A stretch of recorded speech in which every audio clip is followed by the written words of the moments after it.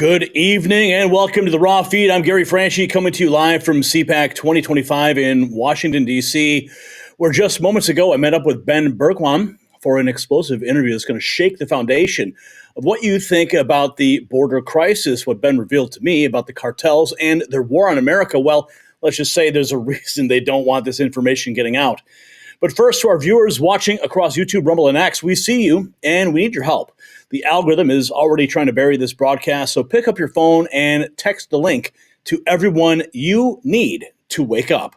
We're streaming live to millions worldwide, and this is information they are desperate to suppress. And speaking of reaching more patriots, if you're not following us on Rumble and X, you are missing half of the story. The censors can't touch us there, and after tonight's revelations, you'll understand why they're terrified of the truth. So here is what we are bringing you. It's day 30 of Donald Trump's return to the White House and the deep state's in complete meltdown. Donald Trump and Elon Musk's DOGE team have uncovered what might be the largest government fraud in American history. We're talking tens of billions of dollars, your money, being funneled into a system so corrupt it'll make your blood boil.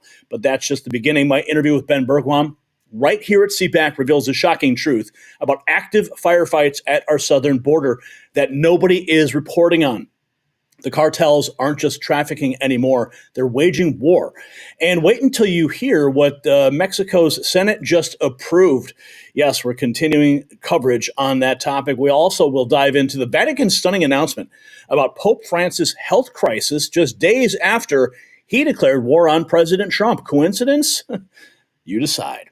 And in a massive victory for American business, Kelly Loeffler has been confirmed as the SBA administrator. The deep state's already trembling. Now, I need to be upfront with you. Keeping this show on the air is not easy, and the powers that be would love nothing more than to shut us down. That's why we need your support. The donation link is in the description below. Every dollar helps us continue bringing you the truth. They don't want you to speak. Don't want you to see. I'm tripping over my tongue here.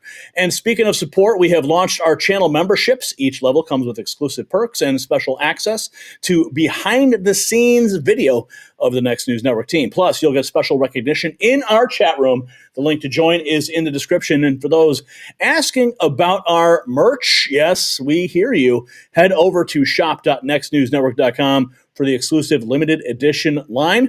Show the world where you get your real news. So throughout tonight's broadcast, we'll be featuring your super chats, your Rumble rants on screen. These get priority between segments because you are supporters of the backbone of this operation.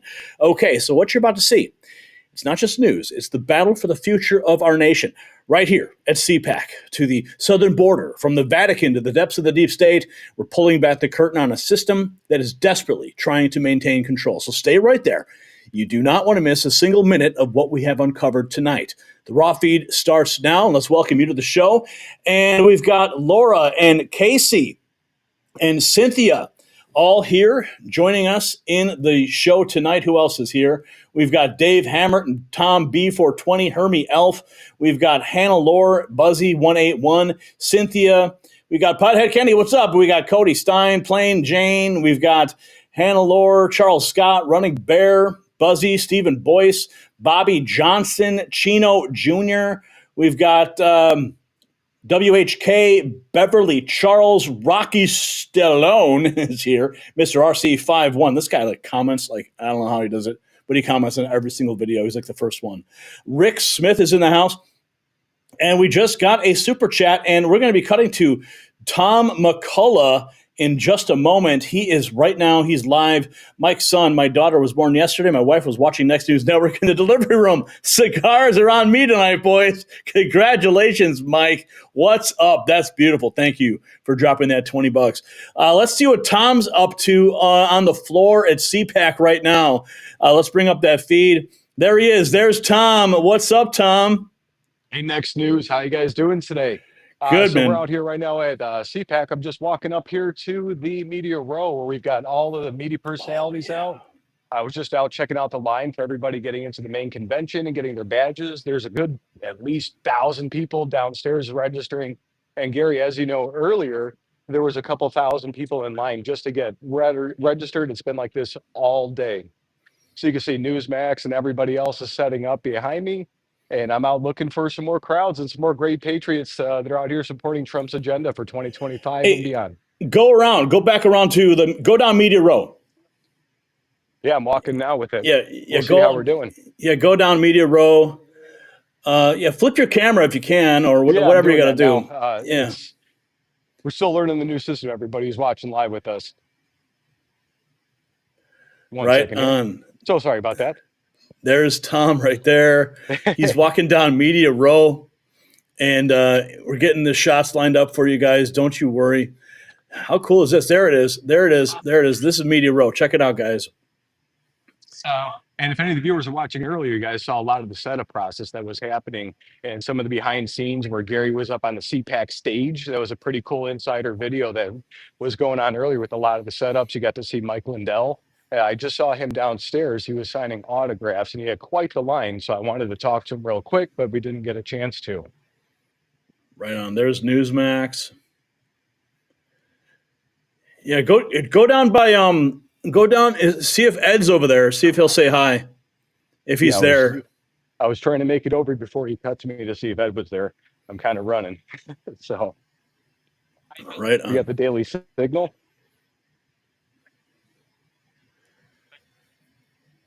I can tell you what, Gary, it's incredible seeing how much work it goes into with everything that's being set up and how much work people are doing to project the true voice of patriotism out there and what the world's about. Ed is not here right now. Oh, no, Ed's there. Hey, Ed, we're live right now. Come in and say hi. Yeah, we're live. So Ed's back there saying hi to everybody. What's up, Ed? He's on a tight deadline. He said he wanted to say hi, though. So we're live on air. So awesome. Yeah, everybody's busy working. Everybody's got their stuff going on, and it's great to see everybody coming together, Gary. That's awesome, man. That is awesome. Great to see. Okay, Tom, we'll be checking in with you throughout the broadcast between segments. So go have some fun. Say hello to everybody. Catch up with the rest of the crew, and we'll bring you in later. Let's get into our first topic of the night here. We got lots of news. So, Brian, you can go ahead and mute Tom. And Todd, if you want to just shoot him a text and say we're good, we're clear. Okay, Brian, you ready to go? Let's rock the show, shall we? Good evening, Patriots. What you're about to see will fundamentally change how you view the American government. President Trump's first 30 days back in office have revealed a level of corruption that's almost impossible to comprehend. From New York's congestion pricing scheme to bloated government contracts that never end, the deep state's grip on your wallet is finally being exposed. The numbers are staggering. $880 billion in cuts from just one committee. But here's what they don't want you to know. The Democrats are being forced to admit Trump's success. And tonight, we're going to pull back the curtain on how Trump is dismantling the corrupt establishment piece by piece. And as President Trump exposes the deep state's grip on our economy, one thing becomes crystal clear. They've been manipulating our financial system for decades. Just look at the numbers, $880 billion in cuts from a single committee. But here is what the mainstream media won't tell you. This is exactly why the global elite are hoarding gold. They know it's coming. And while Trump dismantles their corrupt system, you need to protect yourself. That's why I trust Noble Gold Investments. Visit Next News Gold to secure your financial future with gold. And with a qualified account, receive 10 1-ounce silver American Eagle coins. That is nextnewsgold.com. It's linked below, or that number on the screen, 877-646-5347. Okay, so just moments ago, I was in the international room. They had a panel discussion. Tom and Chad were there covering it. And we have this from Steve Bannon at CPAC. We are at war, he says. The deep state won't stop until Trump is in prison, but the fight is far from over. Let's check out this clip that was just recorded moments ago for you guys. Think about, we gathered here last year. President Trump did we're at war. Think about, we gathered here last year. President Trump did the primary season was just starting. There was no assurance he was going to be the nominee, although we all were working for him and felt that. There was less of a certainty, although we felt it in our heart and we're working on it, he was going to be president of the United States. And in fact, that journey started at CPAC in March of 21. After the election had been stolen and President Trump went down and had, besides the core of MAGA and CPAC and the grassroots, had no support at all from the about 47 days. 47 days. A little more, but about. And there's certain prominent conservative network wouldn't show him live for 2 years, wouldn't show the CPAC speech live.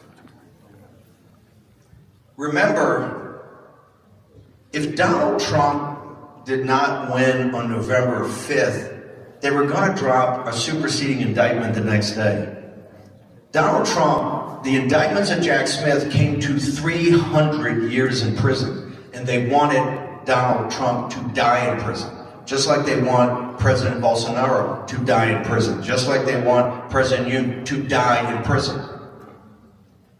The stakes we're playing, look at Rick, we couldn't be playing for higher stakes.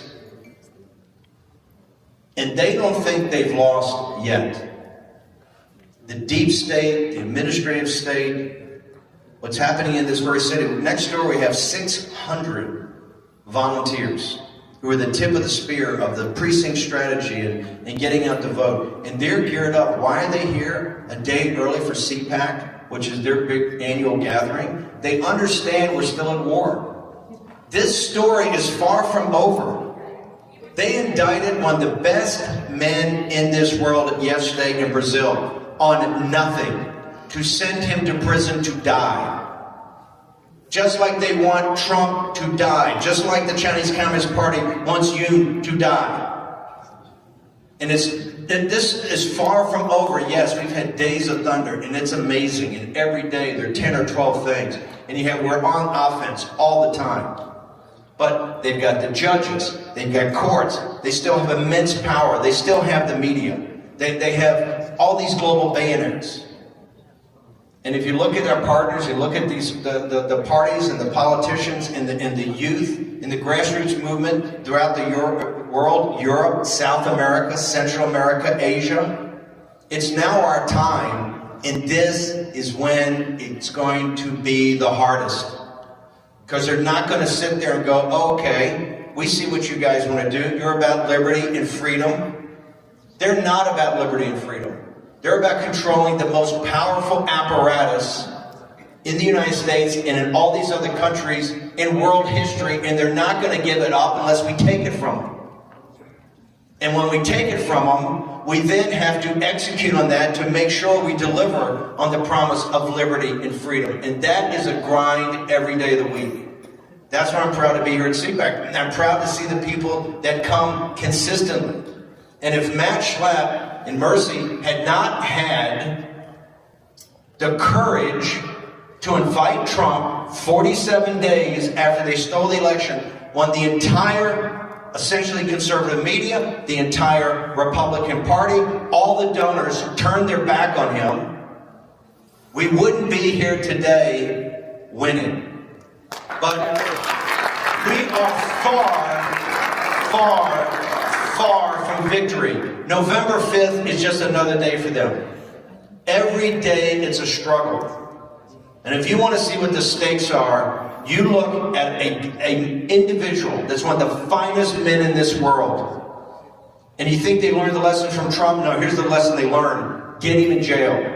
Because the only way we're going to win if we imprison him. That raises the stakes. I'm proud to stand here with Bolsonaro. I'm proud to stand here with the South Koreans. We have a fight on our hand, and we have to let them know there is nothing they can do that will defeat us. Thanks.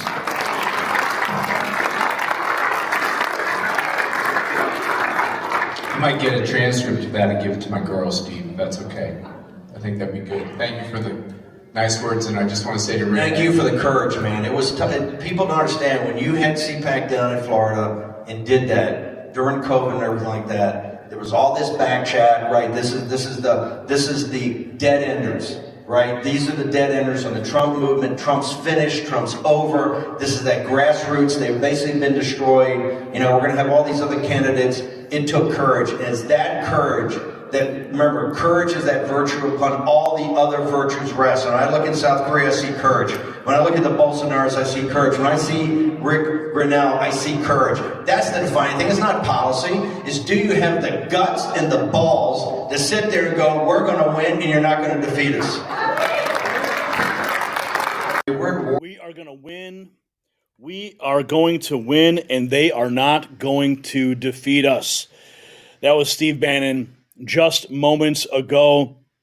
Here we have another man spitting some fire for you on day 30 of President Trump's return to power. Said there's nothing done wrong. We're living in the craziest times of how the fuck could you vote for a Democrat? These are the same people that charged Donald Trump 34 to 36 times for falsifying business records. Meanwhile, the banks came out, got paid, said there's no victims, there was nothing done wrong, and they still charged him anyway. So when he goes... They still charged him anyway, but he's president. And now we have a powerful night at Mar-a-Lago, America's future, USA. President Donald Trump graced us with his presence. Thank you, Donald Trump. Let's go to that moment. But you got a lot of... Hello. So I just happened to be here. And I said to my people, who the hell is this group? They're so beautiful looking.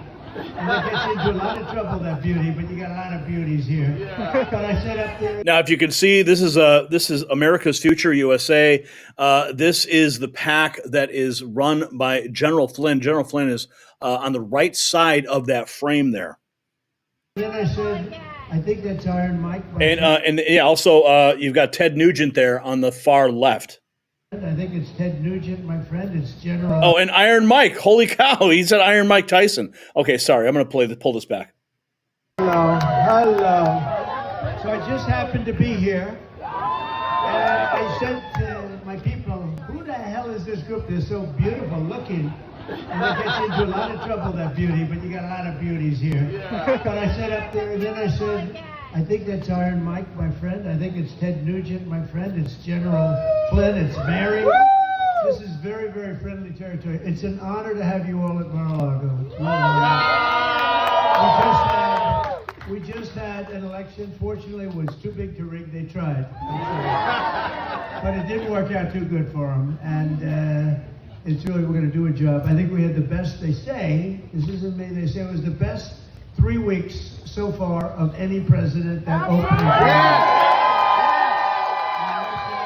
We whacked out a lot of crap, a lot of stuff, a lot of fake stuff, a lot of, you know what it was, right? We took care of woke. I think you're not going to see too much wokeness around anymore. You're not going to see a lot of wokeness, but I had Mike fighting for a lot. I probably had 15 of his fights. And I'm 50, he made me a lot of money because he just kept beating the hell out of everyone. And I'll tell you, Mrs. Tyson, you're so beautiful, and you've been with Mike. And you know, people don't know this, how smart Mike is. He did a Broadway show, and I went just because he's a friend of mine, and he's a great guy. and he was phenomenal. I mean, and will you please do another Broadway show? And I promise I'm going to be there. But you were so great, and you're still a better fighter than you are on Broadway. But I still like him better as a fighter. But he's a fantastic guy. I just want everyone to have just a great time. And the ballroom is in top shape. We just spent a lot of money on gold. I got more gold in that ballroom than anybody's ever had in that ballroom before. But you're going to have a good time. And these people are fantastic. And we're with them. We want to make America great again. We want to keep America first. Hello. Yeah, baby. Let's go. That was earlier. And now our sources have informed us President Trump is returning to the White House. He should be landing on the White House lawn at about 9:30 this evening. So we're going to keep a close tab on what's going on there. But we have more. This is, let's take a closer look. Henry Hanlon, a male, pretending to be a female, will be playing in an upcoming girls' high school basketball playoff game in California. Trump's DOGE is currently investigating the state for continuing to allow boys to invade girls' sports despite his recent executive order. So you can expect their funding to be cut shortly. Gordon Master, about time the rockets were stopped, not just in America, but across the planet. Trust the science is no longer believed by the masses.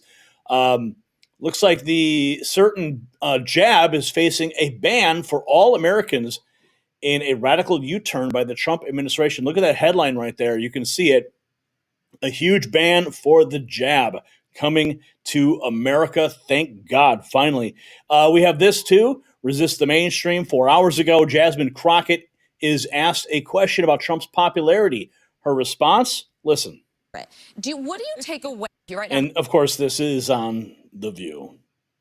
Has a 53% right now has a 53% approval rating. It's higher than it's ever been. 70% believe that he's fulfilling his promises, and 45% believe Democrats should be more moderate. Oh, real quick, I'm hearing some sirens outside. I think J.D. Vance is approaching the venue here at CPAC. We're at the Gaylord Hotel. We're broadcasting live. J.D. Vance is set to take the stage very soon. Clearly, the motorcade is approaching, and anticipation is high as we broadcast live. So let's go back to this. Just giving you an update right now. What do you take away? I think there's a lot to make of those numbers. But what's your takeaway from that? My takeaway is just like the election. We've got to do better at education. People don't understand, but you will understand when those hospitals in rural America start closing down even more. You will understand when you don't have your Social Security. You will understand when your Medicaid, your Medicare goes away. You will understand as planes continue to fall out of the sky. Soon you will understand why it's important to maybe have somebody that isn't loud and ridiculous, and maybe Sleepy Joe is what we wanted because we could at least sleep at night. No. You see what they're doing? They're trying to place blame on every single thing on Trump. Okay? You got a plane crash in Toronto, and of course it's Trump's fault, right? Jasmine Crockett, she's one of the most despicable voices in Congress. What else have we got here? This just in, rapid response 4 hours ago. POTUS and Secretary Duffy have officially terminated approval for New York City's congestion pricing scheme. Remember that? They were going to charge you just to drive your car into New York City. That game is over.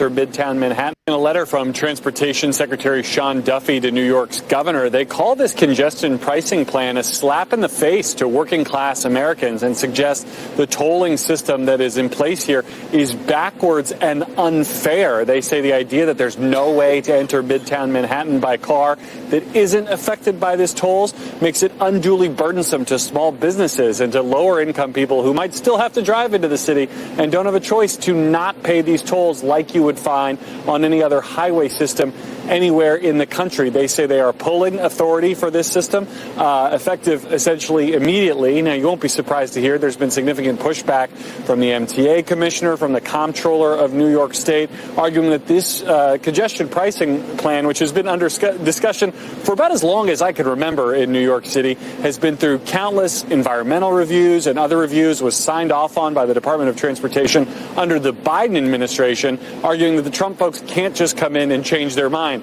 Sean Duffy addresses this in his letter, basically saying, yes, in fact, we can. In a letter from Transportation Secretary Sean. So that rigged game is over in New York City, and we have so much more here. The Lowell Iron and Steel Company in Massachusetts has been in business for nearly 150 years. Today, American Steel makes up 30% of their supply. Company president Dennis Chanel supporting President Trump's tariffs on foreign steel. I'd like to see America come back. For a century. Here we go.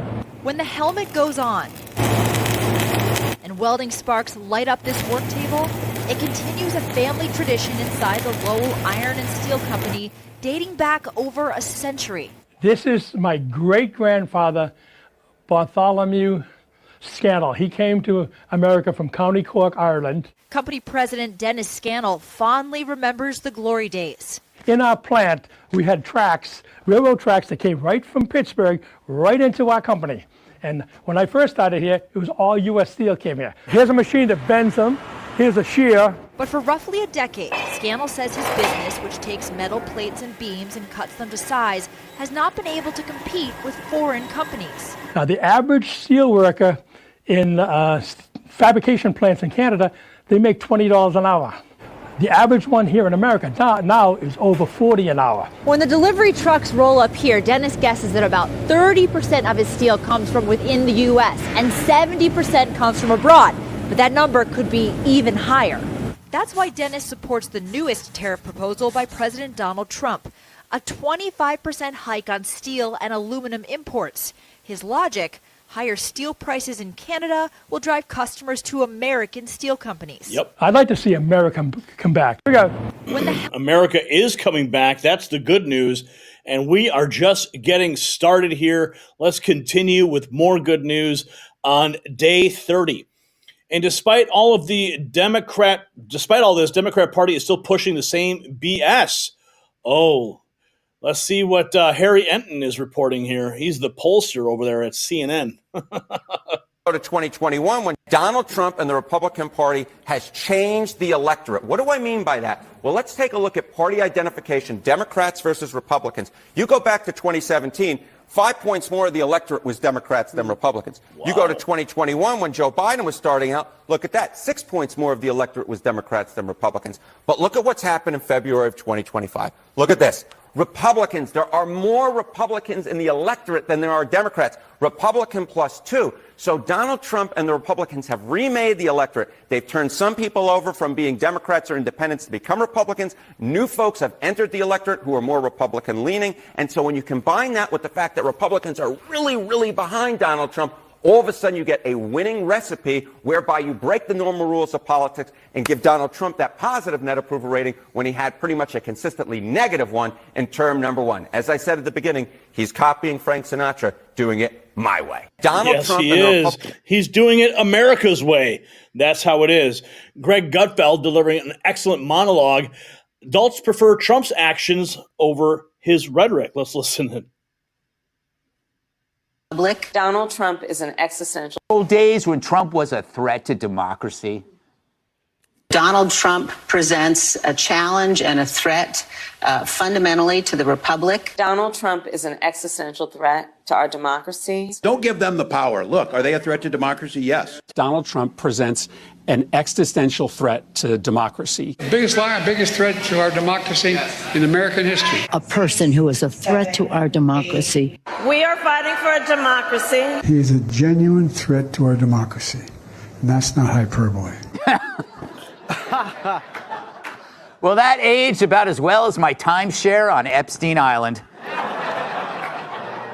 Because it turns out when it comes to democracy, Americans don't see Trump as a threat at all. YouGov.com asked which issues are Americans most likely to trust Trump to handle as president, and they trust him on almost everything. On immigration, over 60% trust him at least a little bit, which is about how much I trust Jim Acosta when he was driving my Uber. Trump gets similar numbers on the economy, foreign policy, and crime. But what about democracy? The thing hyperventilating Democrats keep saying he's going to destroy. Even then, 38% trust him a lot and 17% trust him a little. That's 55%, Kat. I'm singling you out for no reason at all. Thank you for admitting that. To put that in perspective, most Americans couldn't even trust Joe Biden to put his shoes on the right feet. Yeah, that's pretty much true, right? And then we've got this. This is when President Trump arrived in Miami. This was 9 hours ago. We've been keeping track of the president's schedule now that we have full access to the White House schedule. Let's take a look. It's a short one. A moment ago, 9:30 in New York, 9:30 in Florida. There's the president landing in Miami a moment ago. That's what do you think the flying time is from Palm Beach to Miami? On Air Force One? Yeah, what's that, 6 minutes? I think it's probably longer just sitting on the tarmac. It's a short one. So he's going to one of his golf courses, Doral Golf Club there, and is going to make a speech directed towards Saudi Arabia. It's called F2, so if you're following along, you might see that throughout the morning here. So just wanted to share that with you as the day rolls on. The day rolls on. We are here for it. We've got this from Steve 2A. Wesley is 100% right. Trump is the POTUS of peace, but the stuffed suits that kneel in front of the military-industrial complex can't get rich unless there are wars and young men and women are dying. That's what having a strong. President Trump said 2 years ago in the CNN town hall, and he was asked, what side is he on? Is he on the side of Ukraine or the side of the Russians? He said, and I quote, I'm on the side of people not dying. I want everybody to stop dying, Russians and Ukrainians. He's on the side of peace, and the deals that he is brokering right now is preventing people from dying. That's what having a strong southern border in this country is all about. That's what brokering this deal between the Ukraine, Russia is all about. It's about people not dying. It's about a humanitarian effort that I think he is trying to usher in a new generation of humanitarian effort that to likes that nobody has ever seen, but he's doing it through peace, through strength, instead of just lighting money on fire and sending it to people to fight. I think he is spot on in what he is doing, and I think he is very, very smart and wise in ensuring that, again, peace has got to be the ultimate state, but you only get there when you have a strong America. A strong America is where we are headed. Peace through strength is on the menu tonight. And this guy right here, he says why he voted for Donald Trump. And let's listen in. Order voted, and you people still don't get it. You don't get it. I voted for Donald Trump, black Trump supporter, voted for Donald Trump to do what he's doing. Did you expect Donald Trump to do this? Not all this. Oh, it feels so good. That's how I feel. Do you like Elon Musk? Yes. Well, yes. Yes, I do. I'm watching Democrats tell me, I thought Republicans like small government. Well, that didn't work, so we did Elon. That's why we got Elon, to help shrink it. Look what he's doing for the USAID. They're dropping their workforce from 10,000 to 300. Black History Moment. Black History Moment. Every last black that's on television seem to be all sucking off the Democrat teat. All of them give the same talking point, the same concerns, all Democrat approved. All of you Democrat approved. Well, Donald Trump, he really ain't helping black people. He really ain't helping black people. You brag one moment black people didn't support Donald Trump. So why are you upset Donald Trump ain't supporting black folk? You can't have it both ways, but he is. What Donald Trump is doing, he's eliminating the, are you a DEI hire or are you a hire? Yes, and people have a right to say that. I'm enjoying every single bit of this. Friday, I'm loving it. Trump kicking butt. You don't like it? Guess what? You didn't vote for Trump. We're out here protesting. We're protesting DOGE. Did you vote for Donald Trump? No. So why am I surprised that you out here protesting Trump? You didn't vote for him. So of course you're not going to like it. But as for people like me, I'm loving it. Enjoy your Friday. Enjoy your Friday. Oh, man. I love that guy. Okay. And when we have more here, this is from Legsit. They posted this just 21 hours ago. This is when you have been manipulated by fake news lies. Everything. Trump's been president for about a month now. Do you think that he's making America great or worse? Terrible. Terrible. And he's done a lot of things in the last month. Is there anything in particular that you can say, okay, this is making America worse? I feel like everything in office that he's done, I don't think he's done anything beneficial. It's taking away the funding for literally everything. People that live off, survive off benefits from welfare, taking away those benefits. Can I ask you, has he done any of that, like taking benefits away from like SNAP, for example, or Medicare or Medicaid? He put a pause on it. On Medicaid and Social Security services and SNAP? He put on the pause for the SNAP benefits. It was other benefits as well. I don't remember the whole list. In reality, the SNAP program still exists. There's no federal freeze right now on any federal programs that are necessary for Americans. There's a freeze on foreign aid, specifically by an organization called USAID, that, sends $2.2 million of your taxpayer money to Colombia to subsidize drag queen shows. Do you think that's good for your friend or for yourself to do that kind of stuff? No, right? Would you rather that $2.2 million be invested in American organizations that can benefit you and your friends? Yes. That's actually what is happening right now. There's a lot of misinformation out there right now that SNAP and all these various American necessary programs have been cut, but that hasn't happened. Trump's been president for about a month now. Man, do you think that's beautiful? Fact checking in real time. Oh, yes. Here we have more. Trump arriving in Miami. We just saw that. A woman calls. What is this? Uh-oh. What is going on here? A woman calls for, oh no, you can read it on the screen. I'm not even going to play this clip. Look at this. Read it. Look. A woman calls for this of Trump and Elon Musk. I mean, maybe she should be, look at that. Oh my goodness. I mean, look at the sign she's holding. Oh my, yeah. No, thank you. Maybe Secret Service should pay her a visit. And we've got this, Tim Young.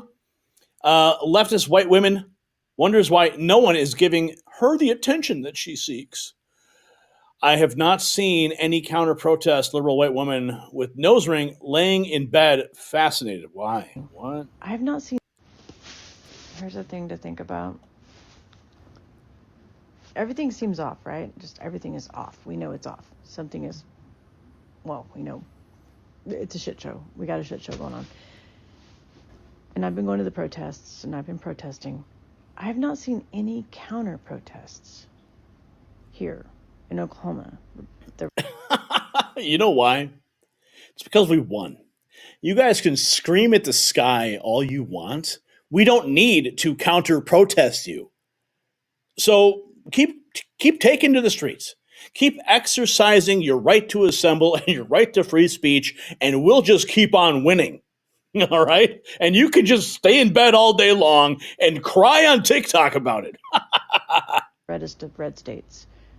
The state where dum-dums have been driving around with their stupid fucking flags on the backs of their trucks, the balls attached to the bottom. This is crazy. It's stupid.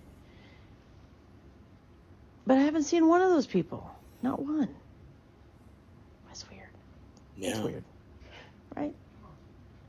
I mean, I think there's been some in some of the other markets, kind of, but even that hasn't been all that much. I don't know. Weigh in. What you got? What do I got? Well, just stay in bed. We'll take it from here, honey. Don't you worry about a thing. We've got more. Let's keep going even further. Holy cow. I love it. This is day 30. President Trump is winning all day long. Alpha News. Maybe we can make some things happen and uncover the truths that need to come out. Mark Schmitz, the father of one of the 13 soldiers killed in Afghanistan under President Joe Biden. Oh, man. Tarmac, watching you identify as a father, a husband, a pissed off, fed up American patriot, and now, thanks to this administration, a gold star dad, a title no one ever wants to have.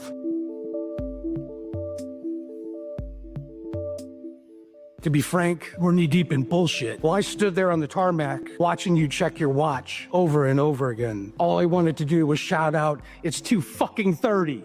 I've prepared a short list of answers I will not stop fighting for as a bare minimum for the unnecessary and avoidable sacrificial offering of our 13 brave children on August 26, 2021. Now that we've got a new administration and one that's not afraid of hiding the truth, we're going to definitely be fighting even harder now to start doing some real digging. I got a chance to meet with Pete Hegseth very briefly, great man. So I'm hoping that his love of the veterans, along with ours, maybe we can make some things happen and uncover the truths that need to come out. I identify. And don't you worry, because President Trump, he has long held that day in Afghanistan is an absolute disaster under Joe Biden. And we're going to get some more answers. And people are going to be held accountable. So don't you worry, my friend. Here we have more from the Heritage Foundation. Oh, no, the Heritage Foundation. Oh, those are the guys behind Project 2025. Oh, the evil project. President Trump is doing what he said he would do. And the American people are rewarding him for it. Now Congress needs to have the courage to turn President Trump's executive actions into law and deliver on the America First mandate. What's going on here? Trump's approval rating. Whoa, whoa, whoa, whoa. The left is shocked by President Trump's approval ratings. The majority of Americans approve of the job he's doing. Every single day of Trump's second term so far, he has been on the positive side of the ledger. These shouldn't really be a surprise, though. President Trump is simply doing what he said he was going to do. But here's the problem. Everything President Trump has done so far has been through executive orders, which means a future president can come along and undo everything with the swipe of a pen. We need Congress to take President Trump's executive actions and turn them into law. Americans. I can agree with that. Yeah, that's something I've been worried about, honestly, because President Trump is undoing a lot of Joe Biden's executive orders. And whoever comes in next can simply undo what President Trump has just done. So, yes, codifying these actions into law is something that needs to be done. I'm in 100% agreement with this. Here we have Paul Zipula. Senator Wyden admits that the budget President Trump approved cuts $800 billion from the House Energy and Commerce Committee, enormous savings that will help balance the budget and lower taxes. Lower taxes. How about just get rid of taxes altogether? Why are we still even talking about taxes? Get rid of the IRS. Let's go. Donald Trump endorsed the House budget resolution today. And this resolution mandates that $880 billion in cuts come from the House Energy and Commerce Committee. Donald Trump endorsed the House budget resolution. Let's go. Keep going. Keep going. Keep endorsing. Let's keep making America great day by day. Here we have more. This is 7 hours ago. Rapid Response 47. William Worthy, owner of Big Bear Hunting and Fishing Supply, supports President Trump's tariffs on Chinese imports. Let's go, baby. I think the current administration is going to help the economy. Worthy says he supports the tariffs despite the potential financial impacts. Right now, a number of the fishing gear he sells comes from China, and there's a 10% tax on these items. Maybe it opens a door for some local people to have local-made bait instead of bait coming from other countries. I'd rather push the locally made stuff if I can't buy the stuff from China anymore. So I think it could create other opportunities. I think more opportunities. People stop buying Chinese junk and making America even greater. Trump arriving in Miami. The Republican Party have changed the electorate. People in college getting fact-checked. America celebrating all day long. And we are only on day 30. This is a beautiful moment. And of course, we had that moment with Steve Bannon at the beginning. Now, the evidence is undeniable. In just 30 days, President Trump has exposed billions in waste, terminated corrupt schemes like New York's congestion pricing, and begun dismantling the deep state's financial stranglehold on America. Even Democrat Senator Wyden had to admit the massive $880 billion in cuts that Trump approved. Yes, the establishment's in panic mode as their gravy train comes to a screeching halt. But here's the real question that is keeping the deep state up at night. With Trump's executive actions already saving American taxpayers billions, how much more corruption will be exposed in the coming months? And we're only at day 30. What other schemes are they desperately trying to hide? Share your thoughts in the comments below. And speaking of fighting back against the establishment, show your support with our exclusive Mag Avengers gear available at shop.nextnewsnetwork.com. All right, folks, let's check. Wow, look at these super chats. They're blowing up right now. Pardon me, a little cough there. $76.28. Let's see if we can find Tom. Is Tom around? Can we get Tom on the floor? Okay, we've got Hermie Elf has just become a member. Welcome to the family. We got $1.99 from DD about 38 minutes ago. We also have Irony Rose becoming a member gifting a member. Sweet. And Andy Morrow is the recipient. We also have here Marilyn Grow dropping $2 in the jar tonight. Awesome. And also becoming a member. Sweet. And then we have Wondrous as well. What is Wondrous saying here? Lost my career over the jab. Now research and read all day. We are neighbors in Kami, Illinois. I'm happy to help with any research you need. My pleasure to do it. Well, hit me up. Just shoot me an email at gary@nextnewsnetwork.com. And then we have Silk Wolf dropping, what is this? 5 pounds sterling. Only 30 days and so much to celebrate. So grab a beer and enjoy what's coming for the next 4 years. I am looking forward to it. Mongoose dropping $26. Gary, thank you for keeping your finger on the pulse of America. We appreciate this channel. Thank you, Mongoose, for your support. And then Stephen dropping $20. Stephen Ledoux, what's that? It's a bird? It's a plane? Nope, it's Trump and Elon gassing up the bulldozer. Hop on or get out of the way. Beep, beep. All right, can we find Tom? Is Tom around? I want to check in and see if we can get him. Well, I just want to see what's going on. Just nothing new. Just walk around, show me what's going on. That's what this is about. Even if nothing's going on, you make something go on. All right, we make the news here. That's what the Next News Network does. All right, folks. So, what is this? Wait a minute. Okay, I'm not sure what. Okay, Todd, I'm looking at the next segment here. You got a couple clips of me in here. Okay, I wasn't expecting that, but here we are. Wait, what is this? Okay, I see what's going on. All right, yeah, let's see here. Do we have Tom yet? Is Tom there? He's not connecting yet. Okay. Thanks for moving away from the woke wallpaper, someone said. And Christine Truth Seeker dropping $10. What's up? And Ronnie White becoming a member. Welcome to the family. Okay, here's Tom. Let's bring in Tom real quick and see what's going on, even though nothing's going on. Oh, we lost him. There he is. So Zach Voorhees just got to the hotel. I'm literally racing down now to go meet him so we can bring about together the Next News family and then, have some fun with that. So I'm sorry you guys caught me in transit. I'm just trying to get over there. No, man, it's all good. It's all good, man. That's what it's all about. Just the real-time stuff going on. Oh, and we lost connection. Oh, he's joining us again. There he is. There he is. All right. Hey, it's live, baby. It's raw. Sorry. Like I said, I'm in transit trying to walk through these halls to get to everybody. So it's been a little bit rough. So if you guys can see behind me, the hotel is gorgeous. And like I said, we're running down to Zach Voorhees now. So my apologies about getting on late. Hey, man, no big deal. It's all about just bringing it in real time, having fun. Just absolutely. It's real time, buddy.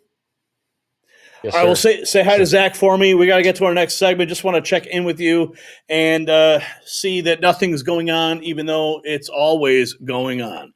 All right, let's check in with our next segment of the night. Now, tonight, we're bringing you an exclusive look into what might be the largest government waste investigation in American history. Elon Musk's DOGE team, working directly under President Trump's orders, has uncovered a staggering $40 billion in questionable spending tied to government credit cards alone. Government credit cards. But that's just the beginning. They found tens of millions of fraudulent Social Security claims, deceased people still receiving benefits, and a web of corruption that reaches the highest levels of government. The deep state is in panic mode, filing countless lawsuits to stop these investigations. So ask yourself, what are they trying to hide? And while Elon Musk and Trump's DOGE team exposed government waste, they uncovered something shocking. Billions wasted on overpriced health programs that don't work. The solution isn't more government spending, it's taking control of your own health. And that's why I trust this revolutionary multi-collagen formula. Unlike bloated government programs, this is real science that delivers real results. I've experienced the transformation myself. Visit healthwithgary.com and get 51% off during our special promotion. Plus, receive free VIP coaching and the exclusive ebook. That's healthwithgary.com. It's linked below. Take control of your health today. Okay. Oh, baby, give me some Marsha Blackburn. DOGE is saving the federal government around $1 billion a day with a goal of saving $3 billion a day. Let's check in with the good senator now. To uncover, the American people know full well they are overtaxed. Government is overspent, and they are tired of it. And since Inauguration Day, the president has been hard at work on this issue, getting the economy under control. And one of the first things he did back in office was to establish the Department of Government Efficiency. It is being led by Elon Musk, and the agency is working to uncover and eliminate waste, fraud, and abuse from the federal government. And to no one's surprise, DOGE has found a lot of waste, especially with programs that should never have been put on the books in the first place. Oh, and we have been covering those programs in great detail. Here we have more. This is the Treasury Secretary. This is George Beasy tweets. Secretary Treasury Scott Bessent. When I came in, we all think there's waste, there's abuse. I think there may be some real fraud here. Real fraud, not just waste, fraud, and abuse, but real fraud. Let's listen. Abuse. I think when I came in, we all think there's waste, there's abuse. I think there may be some real fraud here, Brett. Real fraud, and it is all being exposed by the DOGE boys. Here we have Errol Weber. You ever wanted to know if a duck's quack echoes? Well, we were paying $4 million.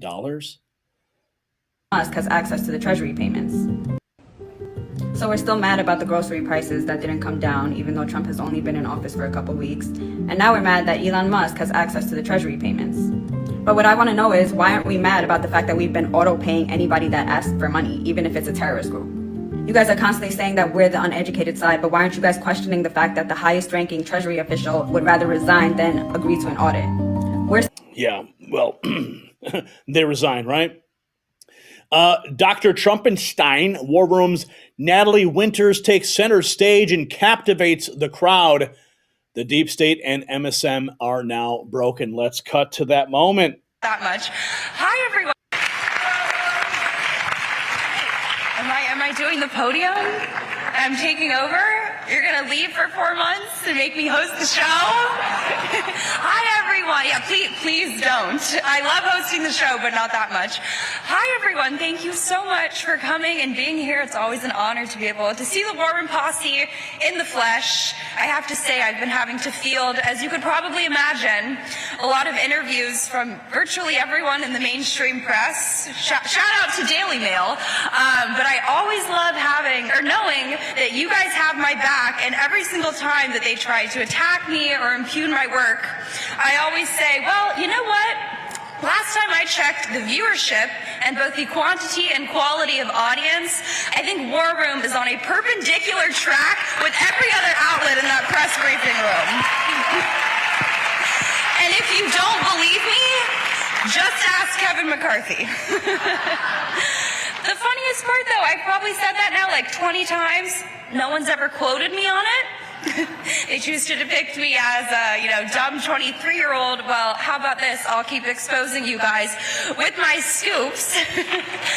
And speaking of that, we'll get to some scoops. But I was watching MSNBC last night, and I was doing other things, and I heard the words regime change. They said it, and I'm like, wow, MSNBC saying regime change. How often do you hear that? And it made me realize last night that what we are witnessing right now is essentially a battle of regime changes, right? We have what DOGE and what President Trump is trying to do, and then you have with the color revolution, if you can call them extraordinaires or apparatchiks or globalist henchmen, take your pick, but the Norm, Eisen archetypes of the world, what they are trying to do. And Stephen K. Bannon has always had the wonderful metaphor, the idea that they're not going to hand over, right, the keys to the kingdom, the keys to the castle. But for those of you who are true war room devotees, you'll know I said this yesterday on the show. But what Norm Eisen and all of these lawfare organizations, which we'll get into, are trying to do is essentially make the United States a country whereby there is no set of keys that you can even use to unlock the castle, because they control every single instrument, every single institution of power, from the mainstream media to academia to every lever of government to every single bureaucrat. And make no mistake, the reason why they are in such strong and intense meltdown about the fact that we are mass terminating and mass firing these bureaucrats has nothing to do with democracy. It has everything to do with we are stripping and ripping them out of the institutions that they were planning to weaponize against President Trump by turning these civil servants, right, it sounds so euphemistic, into embeds who are going to be whistleblowers and just agitators against President Trump. Well, that game is over, and it is all being exposed. Here we have this. Elon Musk exposes the bloated, corrupt government swamped. The left can't handle it. Musk backs Trump in cutting government waste, while Democrats burn through taxpayer money like it's infinite. That's right. Here we have more. Elon Musk says they're hiding the biggest fraud ever. Fox News host, what are DOGE opponents hiding? Let's check in with Stuart Varney. The DOGE people. DOGE wants access to IRS data, Social Security records, and the Treasury's payment system. Elon Musk is searching up and down the federal bureaucracy. He's looking for fraud and waste. There's a lot of opposition to this. There are privacy and security concerns. Michelle King, the acting Social Security Commissioner, stepped down today. Before that, senior Treasury official David Liebrecht retired after clashing with the DOGE people. Countless lawsuits have been filed. But, this begs the question. What has Musk found out so far? Okay, look at this. Over 15 million people are on the Social Security rolls, aged between 110 and 159. And nearly 3,000 are listed aged between 200 and 360. It's laughable, isn't it? Obviously, hardly any of these people are alive. A ruling 10 years ago stopped checks going to anyone over 115. But clearly, the government's bookkeeping is an absolute shambles, which opens the door to waste and fraud. We would have known this if it weren't for the DOGE guys. Why does anyone object to us finding out? Then there is the $4.7 trillion worth of Treasury payments that are, quote, untraceable. Musk found that there was no tracking code on the checks that went out, so nobody knows who got the money. No wonder there is serious opposition to Musk burrowing into the computer system. These are young, brilliant engineers. Who else is going to dive into the government's money pit? My sense is that voters want to know where their money's been going, and Musk is the guy to find out. There are going to be more revelations the more he digs in. His opponents are playing defense, which begs another question. What are they hiding? Yeah, what are they hiding? Well, we're going to find out very soon because the truth is coming out. Here we have another clip from Illuminati Bot. Going through the CIA's declassified documents, and there I was judging motherfuckers for thinking that there were cameras in the birds, but here I am going through the CIA's declassified documents, and bitch, there are fucking cameras in the birds. So here I am scrolling through, and I see, what is that? Bird camera program? Alright. What is the literal first sentence? Technical collection team has been formed to demonstrate the operational utility of the avian asset. As a part of this effort, a new bird camera has been designed, which weighs less than the old one, and which uses a 16mm film with motion in compensation instead of the 9mm size. So we were doing this like way back in the day in 1976 when we were still using film. And so I continue scrolling down, and they continued this. This was something they updated multiple times and continued to fund. Just in 1976, or from when I can find these documents, they funded almost $1 million into this program. And you're going to sit here and you're going to tell me that they couldn't do similar stuff today? Look at that camera. That's obvious as shit. But this was in the 70s. And I'll leave you with something else that man. Oh, pigeon cameras. Lovely. Jonah Goldberg, Trending Politics, posting this 7 hours ago. Jonah Goldberg, the CEO, the co-founder of the Dispatch, is trying to discredit Elon Musk and DOGE by relating them to WMD search in Iraq. Of course, this is on CNN. We're 150 years. Narrative alert. Narrative alert. I mean, I don't disagree with anything people said, but I think there's another front in the politics that's not getting a lot of attention.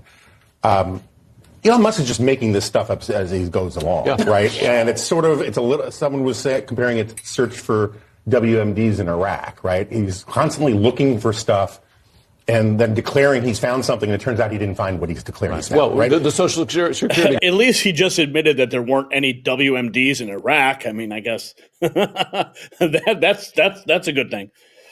Example, it's claimed that millions of people who are 150 years old, which was a misreading of the data, which, by the way, in the current disinformation environment that we occupy, is repeated. Of course, CNN does occupy the disinformation arena. Oh, man, this is too good. As fact, not just by him, but as the going back to like the Gaza condoms example. So my point is that right now, anybody who knows anything about public policy can see where he's getting stuff wrong, and eventually that will become manifest outside. Sort of to Kristen's point about this town, eventually they're going to start doing stuff that normal people will realize is just wrong, and it'll take the veneer of expertise off of all this. At the same time, there is a serious rift on the MAGA right. Steve Bannon, who I'm not a fan of, wants a New Deal style, big welfare state kind of government. He's anti-libertarian. He's sort of nativist.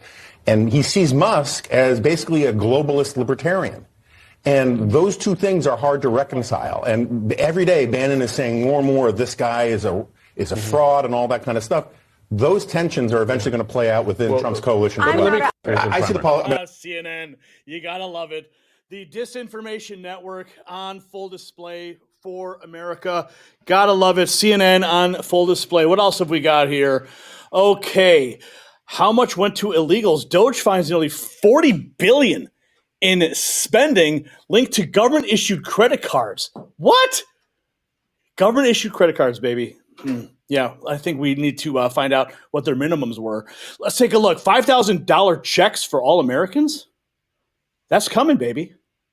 Are you ready for this? I am. Efficiency.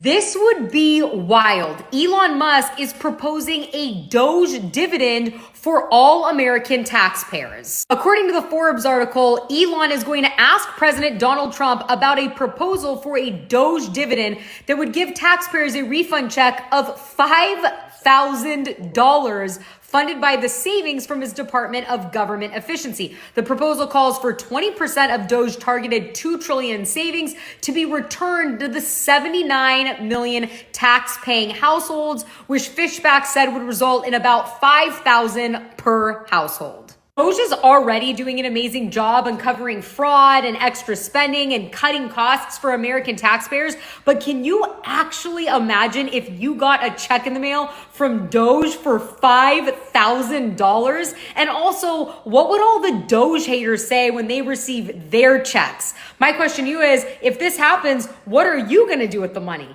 As always, let me know down below. Let me know down below. Yeah, I am happy. This is all good news. It's happening in real time. You are witnessing it, folks. What is this? The Rabbit Hole posting top countries that receive money from USAID. What is it? Ukraine. What? 16,000 million. What the frick? Ethiopia. I mean, I don't even know how to read these numbers. They're so insane. Oh, my goodness. Here we have more. Harold Hutchinson, Republican strategist, going with Scott Jennings. He erupts when Democrats complain about high prices. You're tired of the waste? You want me to fix But this? they didn't vote to have Elon Musk rooting through their data. Well, my point is... No, we did, honey. We did. We did vote for Elon Musk to go through the data. All right? It wasn't a secret. They said it on the campaign trail freaking every day. So you're going to go on CNN and say, we didn't vote. Yes, we did.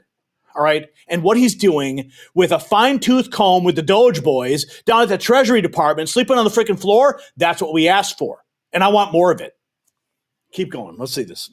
Something different. My point is, ultimately, I don't care who you are. I don't care if you're Joe Biden or you're Donald Trump.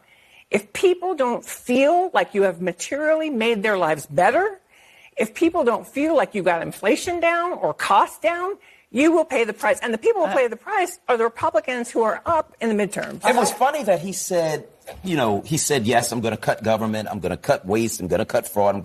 You know what else he said? He was going to cut prices. That hasn't happened.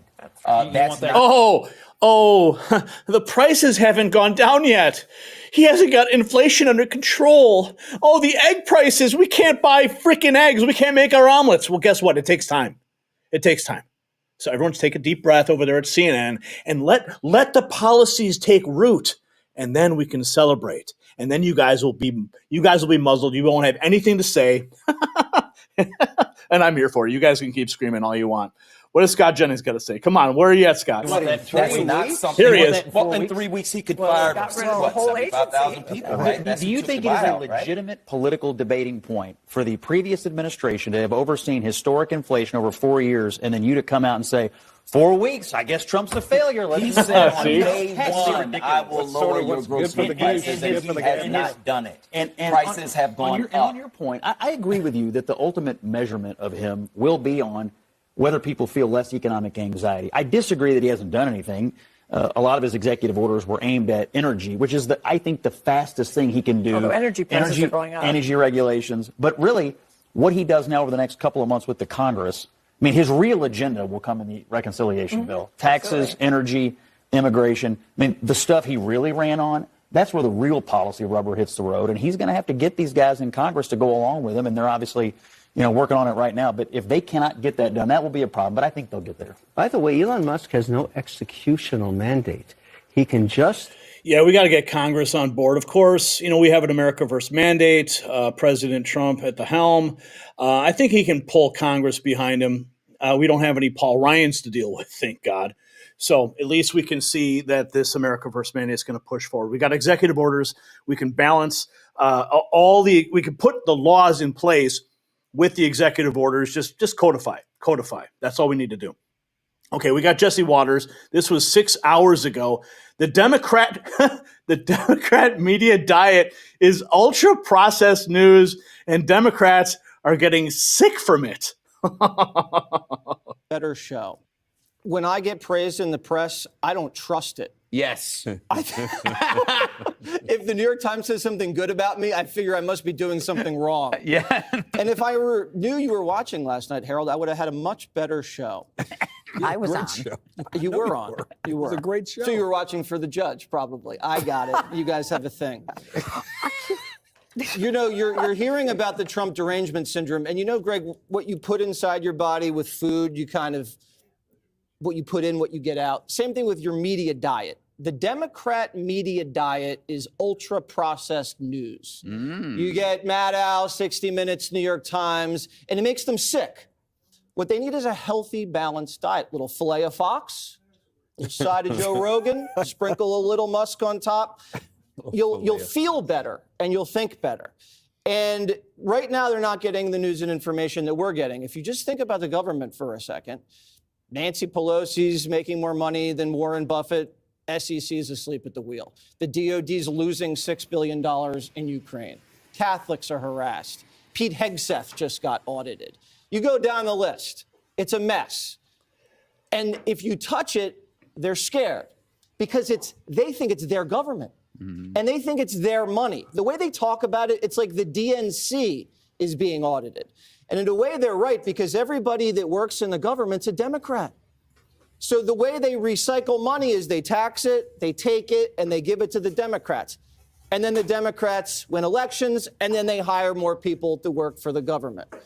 Have you noticed any Republicans complaining about not getting federal money? Where are all the right-wingers that are getting $40 billion for a study? Where are the Second Amendment groups that are getting $13 million for a hub for Second Amendment rights? It doesn't exist. Or what about the countries that are supposedly getting help from USAID? They're not complaining. No one's complaining. It's almost like they don't even notice the money's gone because a lot of it's stolen. If you were at CNN and you slash 10% of the CNN headcount, what would happen? You turn on to see Wolf Blitzer, you wouldn't see Bars and Tone. You'd see handsome Wolf Blitzer doing the news. You could cut 10% from any company. And it probably wouldn't make it. Not this one. We are so lean and mean. This is the leanest company I've ever seen. You've overstepped the line. I'll take 10% of your salary. Yes. Yeah. Well, Gutfeld staff could lose a few headcount. Oh, let's keep going, baby. What do we got this? Elon Musk. This was posted by Ian Yeager 8 hours ago. Elon Musk has said that our politicians are, in fact, receiving kickbacks from Ukraine funding. Now, this shouldn't really come as a surprise to anybody, because if you think about what RFK and Don Jr. and Tucker Carlson have all been saying, I mean, even when Tucker did that tour, remember that national tour he did? What did he say? I mean, Don Jr., RFK Jr., they were saying it right there on the stage. They said that all the money going to Ukraine is just going right back to the United States to fund the military-industrial complex. And then what happens? The lobbyists say, we need more bombs, we need more tanks, we need more bullets. And who gets those contracts? It's our own military-industrial complex. It just continues the circle. It continues. So the kickbacks, I'm sure, as Elon is discovering, is really nothing new. Let's continue here. Elon Musk 6 hours ago posting, House Democrats are trying to hide the biggest fraud in history. He was quote tweeting Mario in the fall. House Dems try to kill Elon's DOGE program. Need just 3 GOP defectors. Oh, really? Just 3? House Democrats are trying to shut down DOGE by pushing the Taxpayer Data Protection Act. Give me a break. Which would block DOGE from accessing IRS records to root out waste and fraud. They're desperately hunting for 3 House Republicans. So, I mean, all they got to do is find 3 rhinos. It says here, targeting Representative Mike Lawler, Brian Fitzpatrick, and Don Bacon to help them block Elon's reforms. While Democrats fear an unelected billionaire making government more efficient, Republicans argue that DOGE is essential to tackling the $36 trillion national debt and holding Washington accountable. And he is citing Fox News Digital. Okay, 3 rhinos. So that's kind of scary, actually. And we got this from Charlie Kirk. He posted this. Kevin O'Leary going on CNN. What does he have to say? He has a message for the Doge boys. Let's listen. Put into it for the tech. I think the issue is they're not whacking enough. There's this concept in private equity when you get a bankrupt company and you go in there, you cut 20% more than your initial read. And then you find like a pool of mercury, the organization gels back together again. Always cut deeper, harder when there's fat and waste. The FAA, it's not the people. The code is cobalt. It's from the 60s. It needs CapEx put into it for the technology to be upgraded to make it safer. Fat like a chicken. All of these agencies are like big fat chickens dripping over barbecues of fat. This is the best barbecue I've ever seen, but I don't think it's happening fast enough. They're not cutting enough. Keep slashing, keep hacking while you have a 24-month mandate before the midterms. Cut. More cutting. Believe me, it's going to work out just great. Everybody should be happy about this. People with the nuclear codes, cut them too? Cut everything. Because if you don't see what they're doing and they can't show you that they're adding value, you whack. But it's not clear that they're even asking people to show us what you're doing. Again, This was a story Friday, and literally Elon said, "Oops, we gotta rehire them because nobody knows how to do what these people know how to do." Yeah, the nuclear thing. Okay, gets it wrong once in a while. Big deal. So what? I agree with that. That's 10% of the time. It's okay. I actually think it's okay if they run into a stumble here or there because the project is so massive. The need to cut is so massive. The government is so massive. It's inconceivable that you wouldn't make a mistake here or there. But I think that's acceptable if the greater goal is achieved, which is a smaller government, more efficient government, trim the fat. Even if someone dies, or even if someone, because Are you alleging that someone has died from this? We don't know. I'm talking about when the rubber meets the road. I'm talking about, for example, Kansas City, 30,000 government employees might be laid off. It will destroy. Kansas City, 30,000 government employees laid off. Oh, you know what? Cry me a river. Okay. What about all those military men? The soldiers, the ones that protect our country, they all got fired. Why? Because they refused a mandate. You know, this is all ridiculous. But you know what's not ridiculous is the fact that we have something that just happened here in studio, totally unexpected.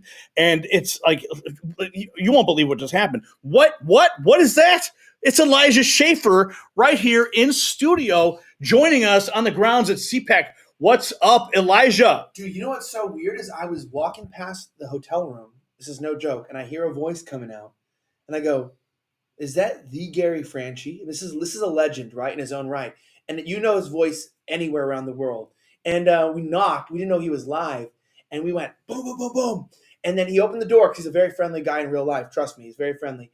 And he let us in. And he's like, yo, you want to come on while the video was going? So this was unexpected, but that's the kind of guy Gary is. And I'm happy to be here, man. I'm so glad you're here. I feel like it's been years maybe since we've seen each other in person. Has it? Yeah, I think it's been a long time. I was living in Australia, Yeah. hanging out. I was living in a kangaroo pouch underneath a bridge with some aboriginals, drinking whiskey, hanging out, playing some didgeridoo. But I'm happy to be here, man, and I'm happy to see your channel is successful. The people are back, baby. It's totally grinding. You got a massive audience here tonight. What's up to you guys who are out there? I love to see in the chat. Where are you guys watching from? Are you watching from the West Coast? Watching from Central, the East Coast? Are you out of the country and you just care about what's going on in the world? I'd love to see. I got the chat open on my phone, so I want to see where you guys are at because I'm an international kind of guy, but I love America first, man. Thanks for having me on. I love seeing all the Aussies and New Zealanders and people from all over the world watching this show. But I want to ask you, like, what is your, because we're in the DOGE segment right now. Oh, I love great. the DOGE. Yeah, I track this deeply, right? What's that? I have a website now. I don't know if you know. It's like millions of readers a month now. What? Yeah. What is it? It's called vigilantnews.com. Right on. Yeah, we got several million readers a month. Wow! And congratulations. We've been covering DOGE. So yeah, let's talk about tell this. me your initial thoughts on what we've seen so far this week, and I mean we're only 30 days into President Trump's administration. Well, okay. Here's the deal. Let's give an accurate take. Next News Network, we only give accurate takes. And so, look, I'd love to kiss Trump's ASS. I'd love to lapdog up for Elon. But here's what I think. I think you got two very powerful and influential men who have decided to work together. And every man who's watching this, women too, if you're married to a strong man or you know them, is that we know when we're strong. We know when we have our abilities. But one thing that happens when you start to get really strong or influential or get money or raise up in your job, whether it's blue collar, white collar, is you realize you can't build a house alone. You know, you can't do everything. You might know how to do everything, but you can't physically do it. So what I think what's happened here is you have two men, Elon Musk and Donald Trump, who have decided that they might be at the tip of their ability to actually execute. They don't have enough time to do everything they want to do. And so they've come together and they've decided, look, the only way to shake up this thing, because I'm telling you, I watched Shark Tank. I want to say this is very important. What does Kevin O'Leary, what do they always say to people that have small businesses? What happens if you die? What happens if you die? What goes on? And so J.D. Vance, Trump, and Elon go, look, they could kill any one of us. They can't kill all of us. It was risky on the Hannity conversation being in the same room. But hey, let's be smart. Just be in the White House together and let's move. And let's try to dismantle the government together. And I think that that's what we're seeing today is JD's three very strong men come together and say, the only way to hurt the Democrats, because honestly, it's the Republicans too now. I hate to say it to your audience. It's Republicans too. Nancy Mace and all these people. No. They're doing good jobs on transgenderism and whatnot, but when it comes to actually focusing on waste, these people are getting kickbacks. And I think that's why they kicked Vivek out. Because I think they kicked Vivek out, from my understanding from the inside. This is a bit of private information here. I knew about Vivek getting kicked out of the inside weeks before everyone else, to a point where I got fact-checked on X saying he didn't get kicked out. And I knew he did. Really? Because I have friends at X. He got kicked out. Yeah. He got pushed out. So he wasn't just leaving to go and start a campaign. No. Oh, wow. His comments about the American people were so offensive to Americans. I mean, he said that we're mediocre. He did. He said that we care more about entertainment and things, and that's partially true. But you know what? I'm going to say this. Yeah, there was a big dust up. He had some comments he made online. This was during the H-1B visa debate. Right, and I know you don't shy away from the truth, but we got to play it smart with these big tech overlords. And what I'm saying is this: I have more hope in America than he does, and that's what I think Elon and Trump has that Vivek doesn't have. It's very unpopular. I don't think Vivek is bad. Yeah. I just think he represents a part of America that doesn't get it yet. Where, in the last election, 56% of Americans were Democrats. This year is 52% were Republicans. Do you know that? Over half of America are Republicans now. Oh, yeah. I mean, the numbers are speaking for themselves. Even CNN is being forced to report this shift. You saw MSNBC today was reporting on the DOGE stuff. And they said DOGE stuff, like, just massive corruption and government waste. And they come out and they say, the guy goes, $68 million was wasted on Social Security, and then corrects himself. He goes, wait, $68.9 billion. Whoa. I felt like he was you or me right there, like an average person going, wait, what the heck? Like, it's like you see a hot girl, right? And they go, that girl has a P instead of a V. And you go, what?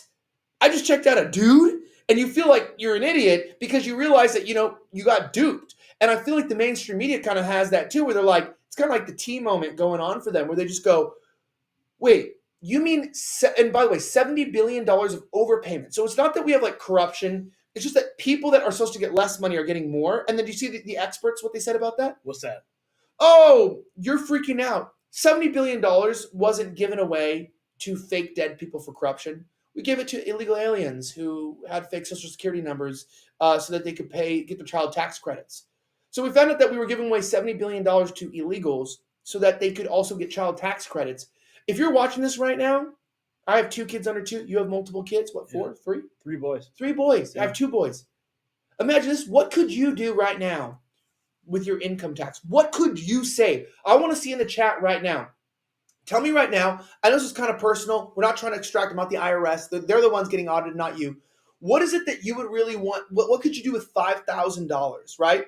$5,000 today. Would you pay a mortgage payment? Would you pull out, a loan? Would you refinance something? Would you buy your girlfriend new tits? I don't know. You know what I mean? Don't tell your wife. No, I'm kidding.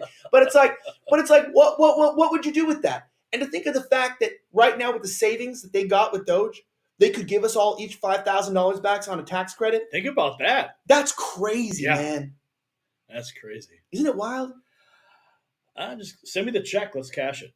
Hey, look, $5,000 and I'm buying a little bit of brandy. I'll buy a nice bottle for once. We'll all have a good time. Even if you don't drink, you can celebrate that. But it's like, but I will say this. This is a caveat here that I think is important. What do I think about it? I think this. I think for the first time in our lives, which we never have, we'll either have Rand Paul or we'll have, somebody else out there, including Trump or his sons, one guy sort of, appropriating what he wants to do with the country. I think we have 2 guys who are in a competition, and I love a good 2 strong men in competition.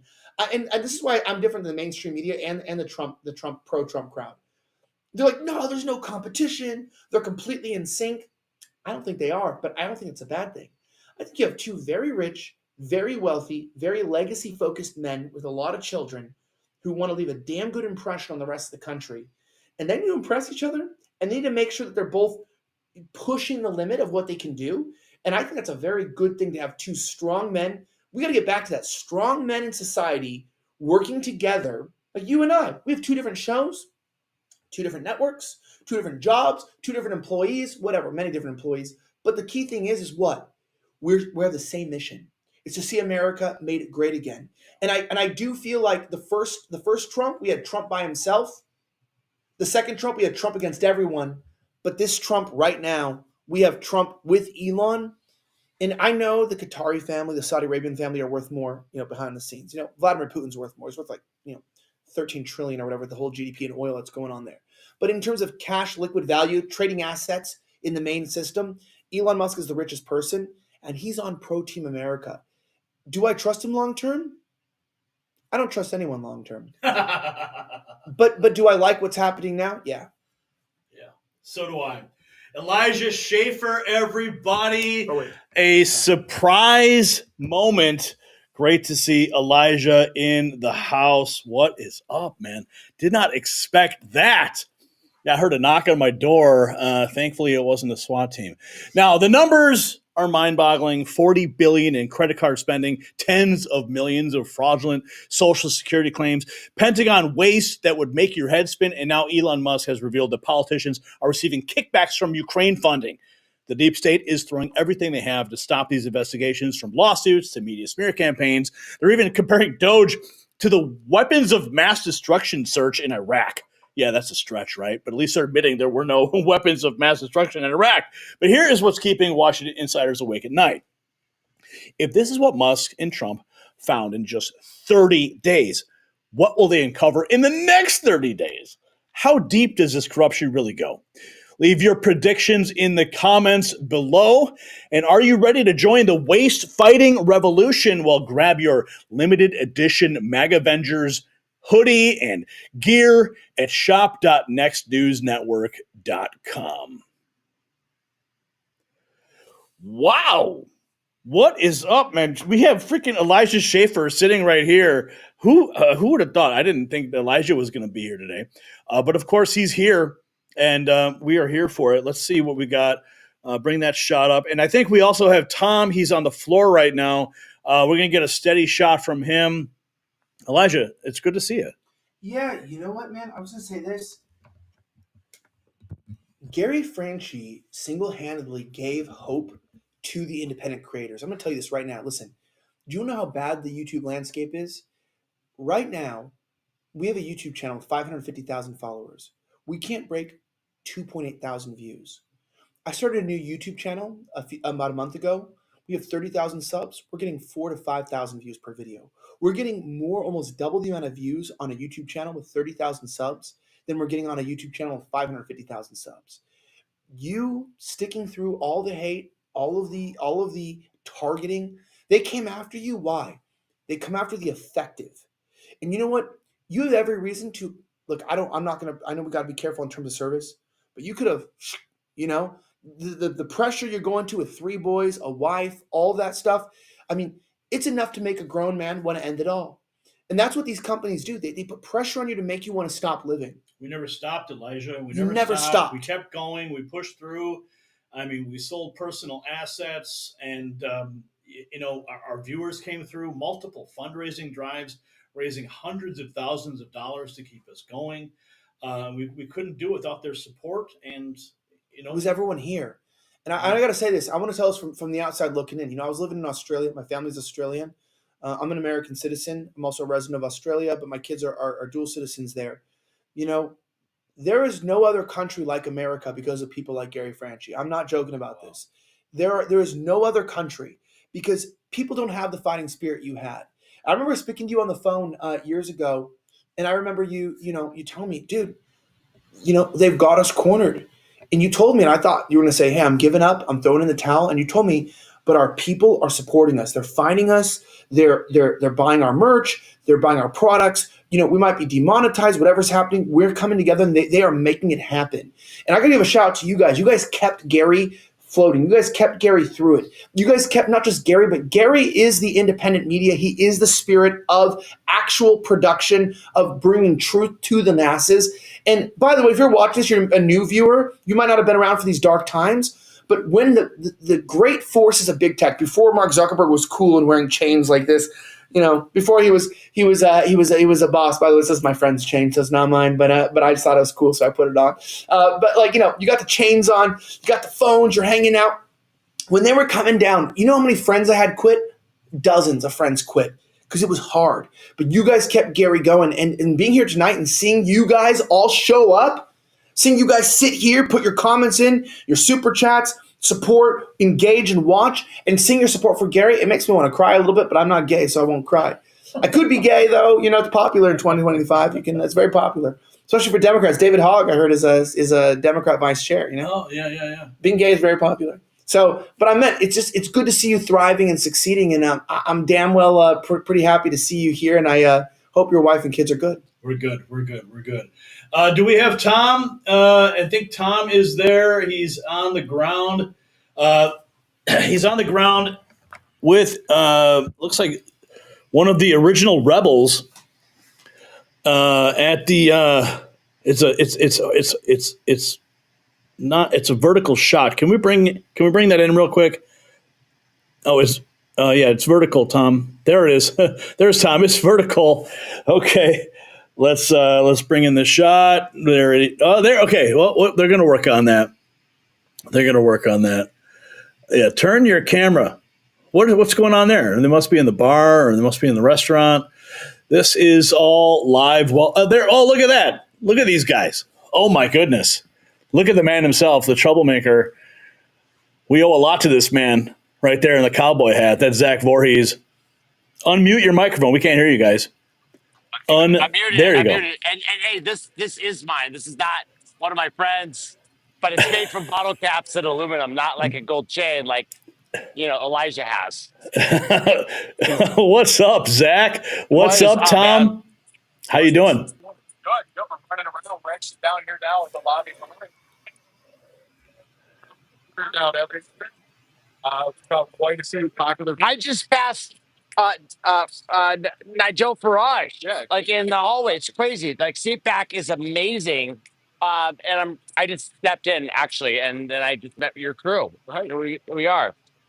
Here we are. Let's go, baby. We're getting the band back together here. Holy cow. We got Zach, we got Tom, we got Chad, we've got Elijah Schaefer in the house. I get this knock on my door. I'm thinking like, oh boy, what's this? I'm freaking live. And then I open it up and it's this beautiful man, not in a gay way though. Escalator, and I ran over and I saw Elijah. And I'm like, no way, that's Elijah. I had to grab him by the shoulder and be like, we need you up in the room to say hi to Gary. And so he walked over next door, and he ended up just looking for you, and he found you. So it's great. John Andrews is going to be here in about 5 minutes. All right. So we got quite the crew today. All right. Well, I look forward to seeing you guys. Gary, Yeah. How amazing is it that you are now a press reporter in the White House full? Yeah. Like, what a turnaround. Yeah, let me get my press credentials. Hang on. He's bringing them out now. Yeah. So we're live streaming, right? So like, in case you guys don't know the story, I bet most of you do. Gary got demonetized and got basically kicked out of the Insiders Club of YouTube with the monetization circle. And then not only has he been remonetized, but now he's also part of the White House press. Well, there it is. There it is right there. White House press credentials. We're going to the White House tomorrow, actually. It's going to be a nice day. 2 p.m. appointment for the man you're standing next to, Zach. So it's going to be a big day. Wait, what's happening tomorrow? Are you guys White House tomorrow? I'm getting an appointment at 2 p.m. with Gary over there. It's going to be a great Wait, at the press house? Yes, sir. God, that was fast. Sure. Yeah. Look at that. Wow. You know what, guys? This just goes to show that in America, dreams do come true. They certainly do. And speaking of coming true, we have a segment that we have to get to. We got some breaking news from the border. So let's all hook up after the show. We'll have some fun tonight. Not too much fun because we do have to wake up and work tomorrow. But let's get on with our next segment. Thanks for checking in, guys. What's up? Can I share something? You want to share something? Okay, hang on. I want to see if you can put something in the chat too, because it's my new. Listen, I don't know if people can hear. I'll speak loudly because I know there was some sound problems. Guys, check this out. So this is how bad censorship is on YouTube, and I want you to listen. Gary, check this out. Listen how bad it is. So I just mentioned we had a YouTube channel with 500,000 subs. Hasn't gained a sub in 3 years. And I thought, I got so discouraged. Maybe this is you right now. Maybe you've got a shop, a car shop you're going to. Maybe you're around and you're trying to be a stay-at-home mom and you've got eggs to buy and it's expensive. And you've got these trials in front of you where you're thinking, man, am I messing up? And you could be. We can all be improving. But, the system is rigged and it's really, really hard right now. But you can't sit there and be a Black Lives Matter, recipient. You can't sit around and be an LGBTQ complainer. And you can't be a lame duck Republican who, said that J6 was real or whatever's going on in the past. You've got to be a fighter. And I went, you know what? I'm so tired of this. I believe our content is good. And so check this out. We started a new show called Almost Serious on YouTube. It's called Almost Serious. And it's almost serious, right? It's almost. We're having real conversations. You guys should check it out. Slightly offensive and almost serious. Yeah. I love the names almost. of these shows you come up with. It's almost, and we have slightly offensive too, but we go, okay, they blocked our slightly offensive search. So if you type in slightly offensive, it brings up slightly offensive bowling animations. I'm not joking. Check it out. It's not even, you can't even find it in search. Nope. Slightly offensive bowling animations. So we went, okay, they blocked our channel, so we got to start a new one. So we started this Almost Serious. We got about 30,000 subs. We're already double the views per video than we were with 500,000 subs, with only 30,000. And I went, you know what? I think that our content still hits well. And, we put a few episodes of the show out. We got, 4,000 or 5,000 views. That's great on 30,000 subs, right? This is fantastic. Let's see if people still want to watch this. Because somebody told me they wrote me an email. People don't want to watch the show because this is what I'm saying. You might be doing something. You get a lot of negative family members tearing you down. You have a business plan. Maybe you're trying to restore your marriage or something. And then people are like, oh, you can't do this. You got a lot of negative feedback, right? And we got to get past the negative energy, the negative feedback. We got to be positive but realistic. And I went, you know what? No, I don't believe this. So we put one episode, Gary, one episode of the new show, Almost Serious, on Rumble, 103,000 views in 24 hours. For only one episode, first episode, 6-figure views with no previous viewership. That, my friend, wait a second, is a show people want to watch. Wait, you're telling me you put one video, the first video on that specific channel? No, or was the first of that episode, and we weren't getting that. We were getting like 20,000-30,000 views on the other shows. We just put this episode up. And you know what? And we know because it's a brand new channel, got 30,000 subs in 1 month, by the way. In 1 month. It's been out for 1 month, Gary. 1 month. And got 30,000 views 30,000 subs in 1 month. And we put it out. It's a real conversation with dissident right people about real things, but following the terms of service. So we're playing it smart. And we have big names, A lot of people have agreed to come on, from Andrew Tate all the way to some of the biggest names in conservative media are already signed up. They already booked their travels booked. But guys, if you're on YouTube, please support another independent media channel. It's called Almost Serious. Look it up. It says AS with an asterisk because we're a little bit censored. Check it out and please support. And by the way, if you're watching clips of this or you're my audience and you're here for me, subscribe right now to Gary's channel. If you're a casual viewer, I bet you only 20% of you guys are subscribed to this channel. Make sure that you actually hit the subscribe button and like this video. It's so important you do that. You don't get it, man. Gary doesn't need you to buy his products and he's the advertising. He doesn't need you to sign up for his memberships. Look, that's all really great, and we love everyone who's like super involved in that. But you've got to look right now and realize it is free. It doesn't cost you anything. And signing up and just hitting that follow button doesn't cost you. Hitting on that notification bell and that like, it's 3 steps. And it changes the prospect of this channel. And YouTube has to listen. They listen to what's popular. And when you guys all do that right now, it boosts the algorithm. And this video will do better. And the truth will set people free. God said that you shall know the truth. And the truth shall set you free. And those who are free indeed. And I want to share that with people because I stuck through it too. But Gary, we made it through the dark ages because of you, So thank you. Wow. Yeah, it's been dark ages indeed. The last 23, 24 months have been a living hell. Literally. But we made it through. We have a new president who's pushing back on the censorship. We have the state of Texas behind us. We submitted a Public Information Act request to the state of Texas. I just got the email last night, literally. See that? I have a copy. I want to see. They're about to release all the documents to me 637 documents I'll be receiving soon, and we're going to be going through those, trying to figure out exactly what happened. They're withholding some of those documents with respect to what Google's claiming are trade secrets. So I'm sure a lot of that can be challenged, but we're going to wait and find out and see exactly what's in those documents. And hopefully we can help a lot of people with what we can glean from that. So we're going to continue to fight. We never gave up. Right. And, everyone's out there continuing to support us. You saw the channel on the screen. It's called Almost Serious. It's ridiculous, but it's good. I love it. I mean, the creative mind over here with this guy, Elijah Schaefer. You're coming on, by the way. We're gonna fly you out. We want to bring you out, your team and your wife, and come hang out. Wow. Okay. We'd love to have you, man. And we'd love to. You know why? First class only, though.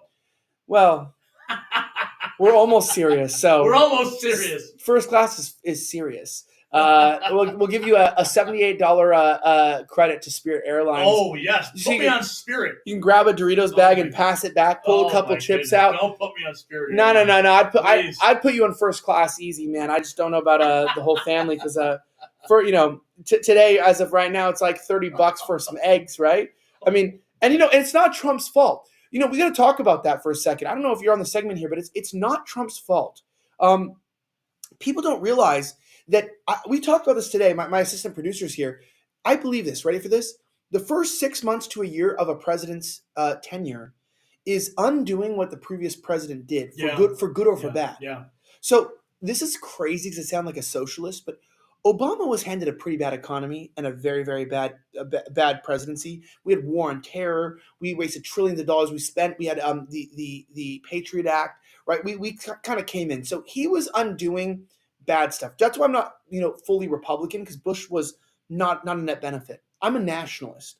I want America first, the people first, right? Yeah, you, me, and I. That's why I'm not a racist. It's like I want, whether you're black or white or Asian, whether you're gay or straight, I want you, if you love this country and you care, I want you to have a platform, and I want you to understand that, look, we can all work together. My personal views aside, politically, we can work together. However, I'll tell you this.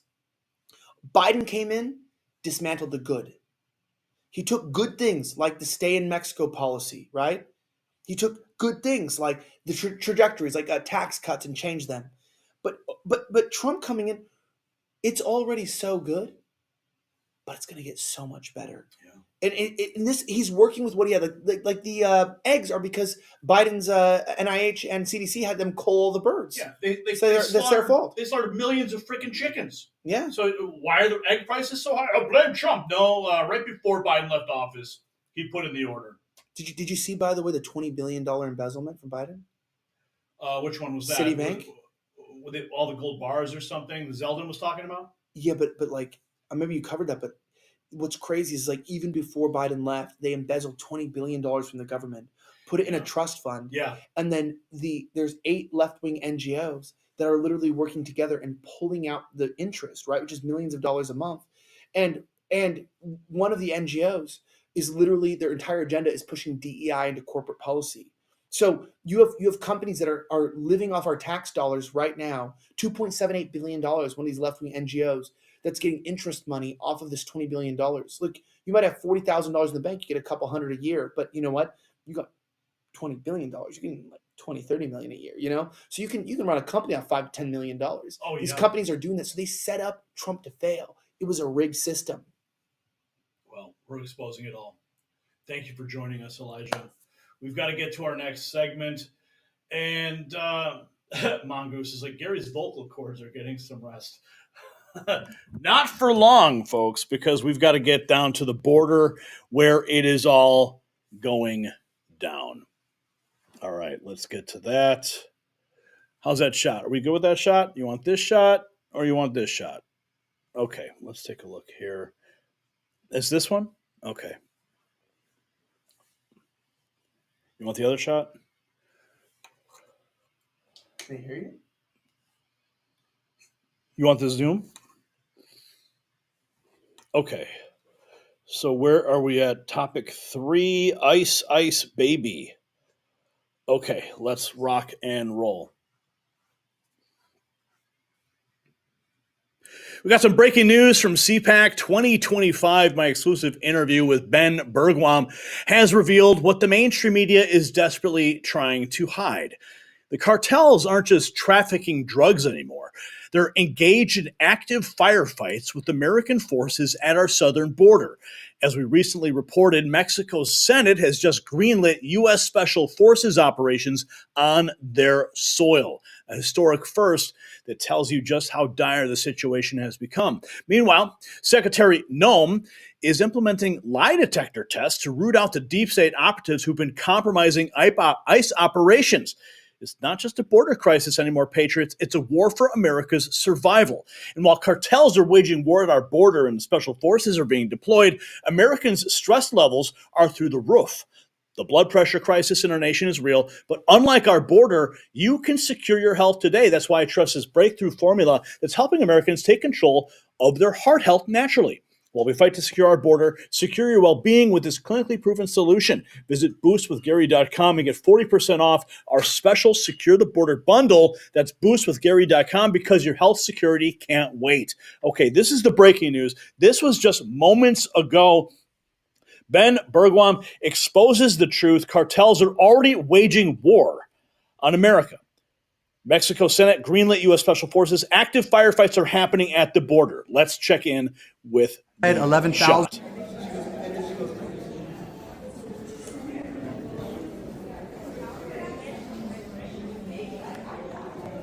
What's up, brother? How you doing, man? What's up, man? I'm recording right now. Say hello to the world. Hey, you know, CPAC, what a difference a year makes, man. From a year ago to today. Isn't that right? Going from the death of America to, as my friend Jeremy Harrell says, the rebirth of America. This is where we're at it. But everybody, it's just the beginning. The battle is just beginning, and it's up to this generation to save it.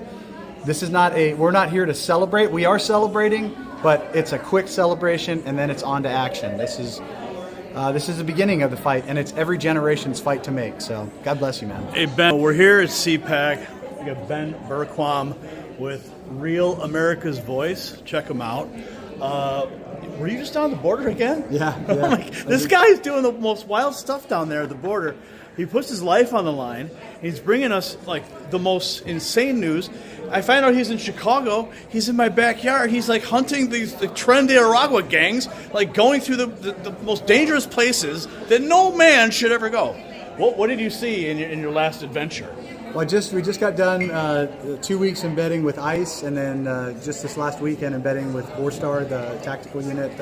It's the search and rescue side, like BORTAC, but the search and rescue side down in El Paso, Texas, and Sunland Park, New Mexico. And it's wild. It's off the hook. I mean, the numbers have dropped incredibly on our southern border. The encounters have gone from border-wide 11,000 per day to under 400 a day. But in El Paso sector, from 2,500 a day to under 100 per day.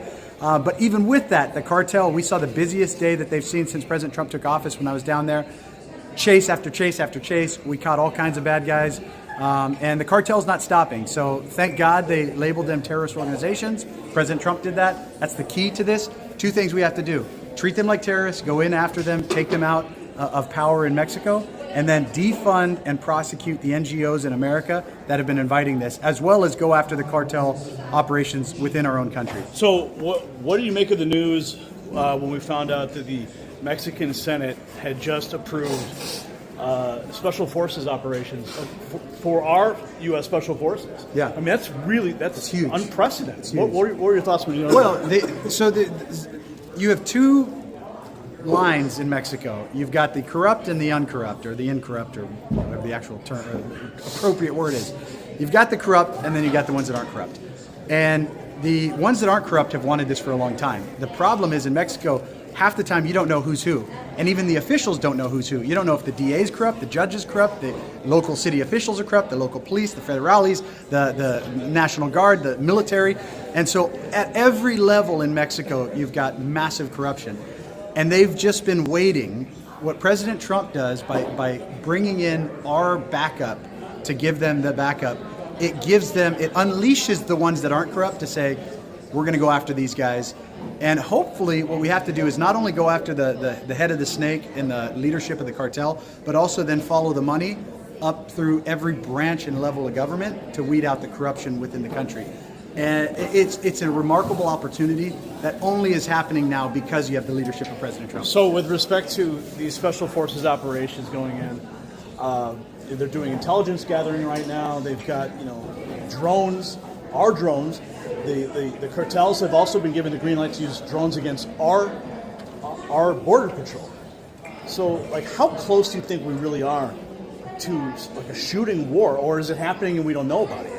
Some of it's already happening. I mean, the cartels run almost every major city in America. They're battling with the organized crime in almost every major city in America. And so that's already happening. But when it comes to military-style war on our border, it's very close. You've already got, in El Paso sector where I just came from, they've had 4 active shooting situations since President Trump took office. I'm not talking about it a lot, but that's happening down there. Four active shooting situations. Where cartels shooting into America. So this is happening as we speak. Now it's what our response is going to be. So this is and Holman has said he's like the gloves are off. Yeah. He's going to scorch to earth. Yeah. Yeah. No, that's it. So we've got now the mindset. Really, the biggest difference between where we were a month ago and where we are now is the posture. We have a president who puts America first, who gives military and border patrol the authorization to do their job, and then ultimately giving these other foreign governments the ability to do their job and hopefully eradicate these cancers from their own country. All right, you heard it here first with Real America's voice, the one and only Ben Bergquam. God bless you, brother. We'll see you guys. All right, yes. Wow, I mean, that guy is doing some amazing work down there at the border. We love featuring him, and especially seeing him in real life is always a pleasure because he has inside information that is so beneficial to all of us. I had no idea that there were active firefights taking place down there. And so the temperature is rising at the border, but we're going to get it under control. Mexico has caved. Special forces are there. We got, the surveillance teams, intelligence gathering. It's all happening. It's stuff we had reported weeks ago, and it's all coming to light. Here we have this, too, from the Washington Times. ICE pulls out of University of Maryland career fair after student backlash. Yes, they're triggered over there at the University of Maryland. Leading report. Tom Homan has just stated that the individual responsible for disclosing sensitive details of a significant ICE operation in Aurora has been identified. Remember that? They went to the Tren de Aragua, the apartment complex that was taken over by the migrant criminals, and they went there and they were all gone. They all got tipped off. Well, they suspected it was an insider at the FBI who was leaking information. And the information was getting back to these gangs, and that's how they were able to evade arrest. Well, now they've just found the leaker. Yeah, not a good day for them. We also have this coming in, Libs of TikTok. 8 hours ago, Minnesota legislators say illegal aliens qualify for Tim Walz's paid family leave. What? Who are going to use that. Question for you is, you are using, and you kind of showed it in the presentation there with kind of that testing round. Folks who are going to use this use their social security number or an ITIN number. Is this benefit going to be provided for people who are here illegally?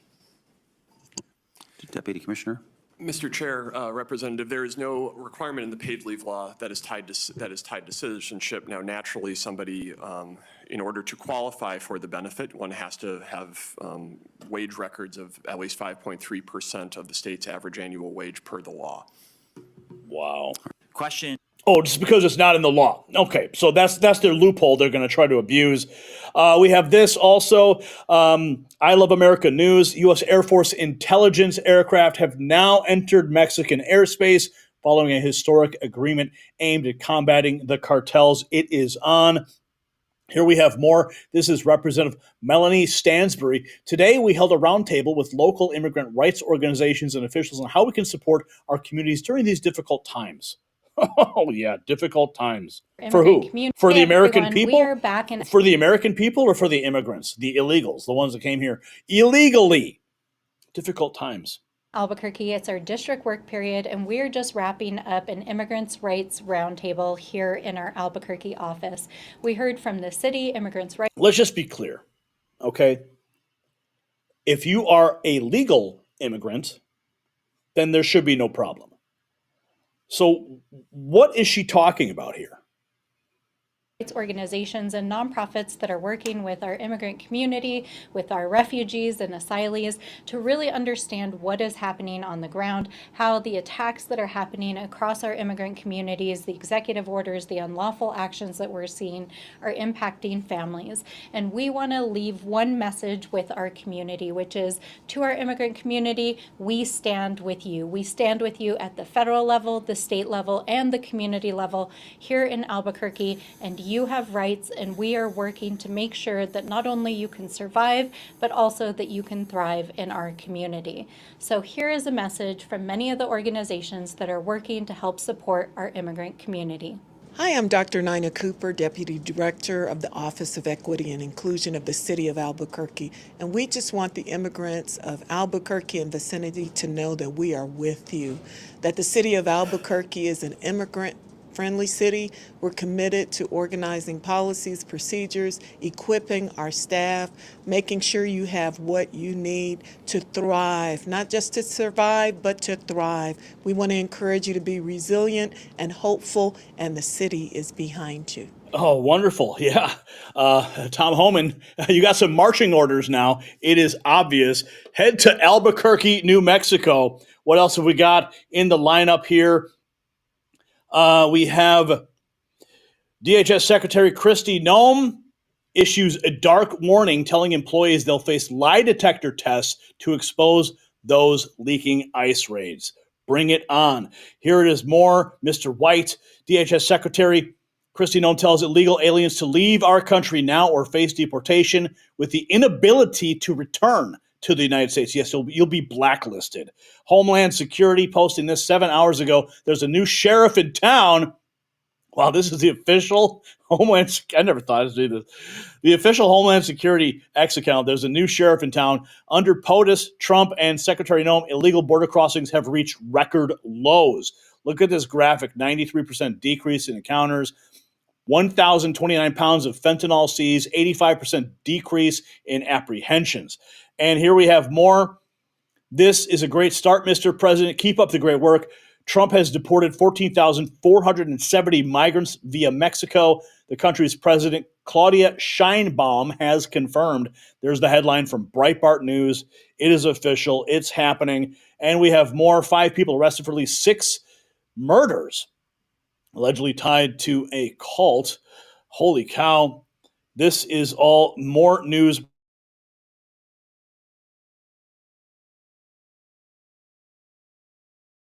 Pool.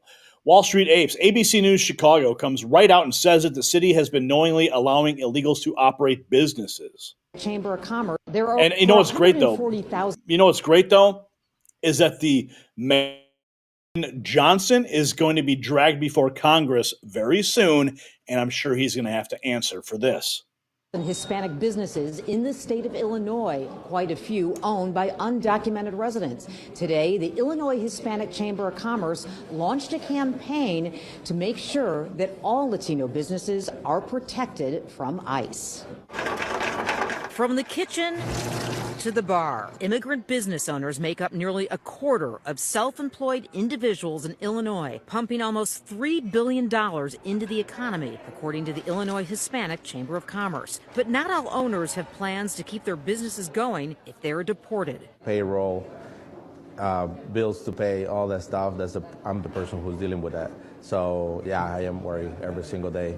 Angel Diaz is undocumented. However, he is in the final stages of getting his U.S. citizenship. Bringing his grandmother's recipes from Mexico City to Chicago, Diaz opened the Spilson restaurant by himself 9 years ago. I mean, I've been working hard for so long, and I've been here for more than 25 years. You know, I feel like this is where I should be, you know? Despite Diaz's longevity here and economic contributions to the United States, the Illinois Hispanic Chamber of Commerce and others are urging businesses to prepare for a succession plan in case their owners are deported. Those businesses that are facing these challenges are going to continue because they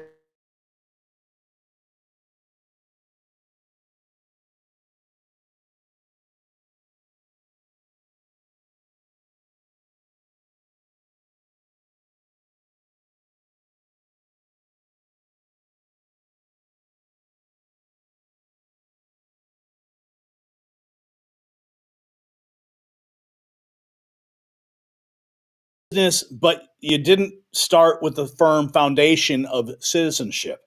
So, hey, when Tom Homan and his boys come knocking, there's no place to run.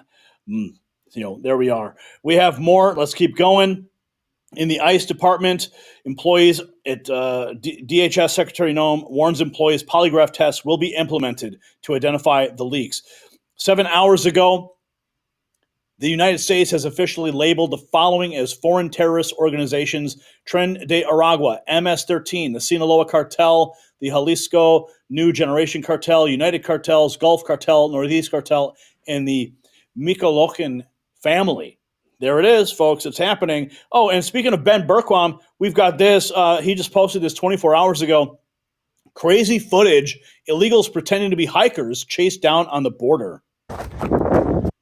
Yeah, that's definitely a dump spot. So they'll come down here, dump some of their clothes, change clothes, and think that Border Patrol won't recognize them when they show up on the trail. And then sometimes they'll actually try to walk in down the trail like they're locals just up here for a hike. It's funny because they're so obvious, I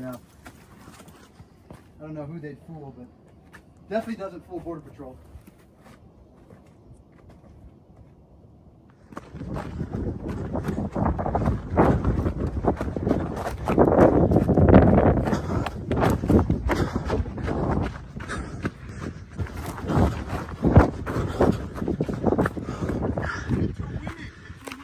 Are they running too? Yes, bro, they're with them.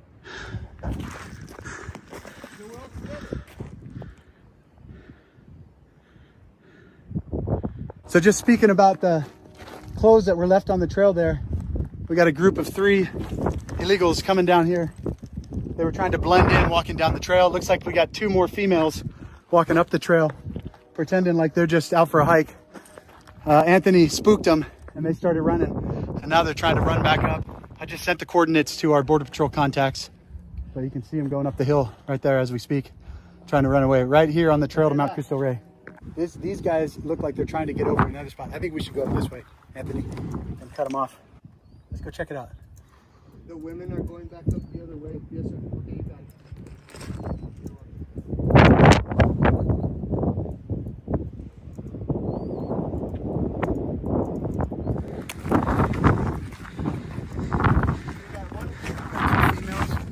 On the main trail, dropping that way. We got 2 guys. One with an old black.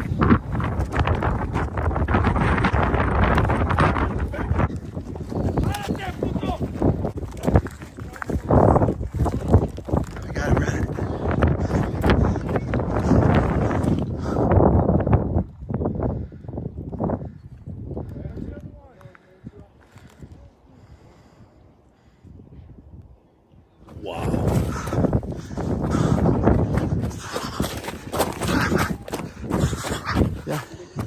Yeah.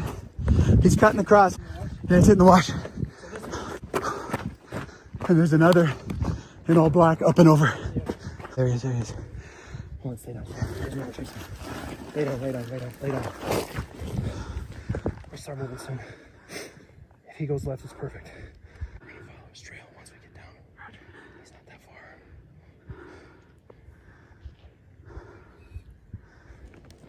Now, this clip goes on for like another 5 minutes. I'm going to go ahead and repost it on my X account so you can see it in full.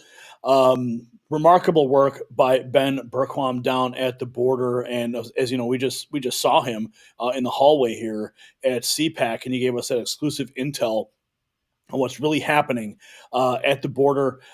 New York City, Ellie Beth Stuckey, just a reminder that an illegal alien burned somebody on the subway a few weeks ago, and all your friends crying publicly about deportation said nothing. Unbelievable. So we're going to continue to track all of this information. I mean, the stuff that's happening on the border, the people pushing back, it's just going to continue. So we're going to keep covering it. But the situation at our border has reached a breaking point. My interview with Ben Bergquam at CPAC confirms what we've been reporting. Cartels are waging actual warfare against America. Secretary Noem's crackdown on ICE leakers proves the deep state has been undermining our security from within. Meanwhile, Minnesota is giving illegals paid family leave while American citizens struggle. But here is what the establishment doesn't want you asking. If Mexico is willing to allow U.S. Special Forces on their soil for the first time in history, how bad is the situation that they're still hiding from us? What intel do they have that is so horrifying it forced this historic decision? Share your theories in the comments below. And stand strong with our new MAG Avengers gear collection at shop.nextnewsnetwork.com. It is linked down below. All right, folks. We had Elijah here in studio, and I didn't get a chance to get into some of these super chats. You guys are on fire tonight. $136.80, 11 new members. I have a lot of catching up to do. Okay, $10 from Ruby Sue. What's up, Ruby Sue? Thank you for that.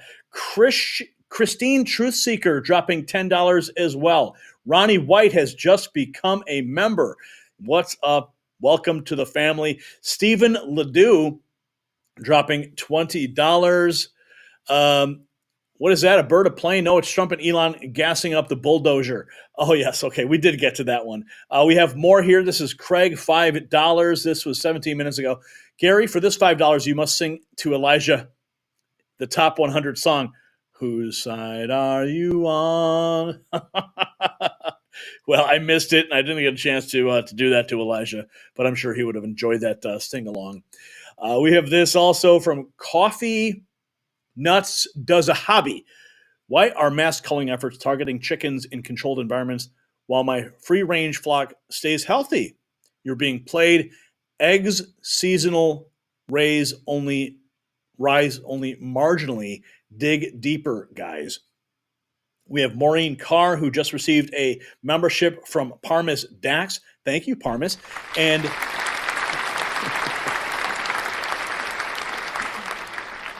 And Deanna McIntyre just received a membership from Craig. Thank you, Craig.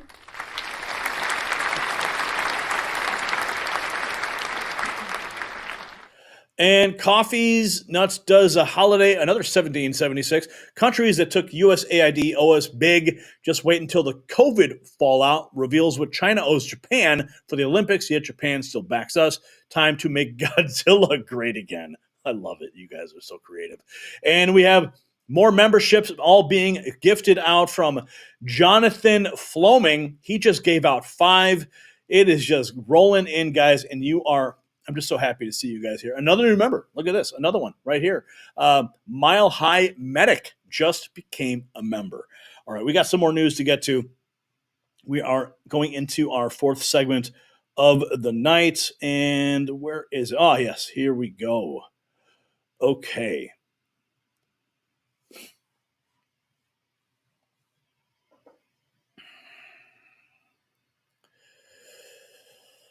Tonight, an extraordinary series of events unfolding on the world stage. The Swiss Guard is rehearsing Pope Francis' funeral procedures as his condition worsens, just days after he declared his intention to fight Trump.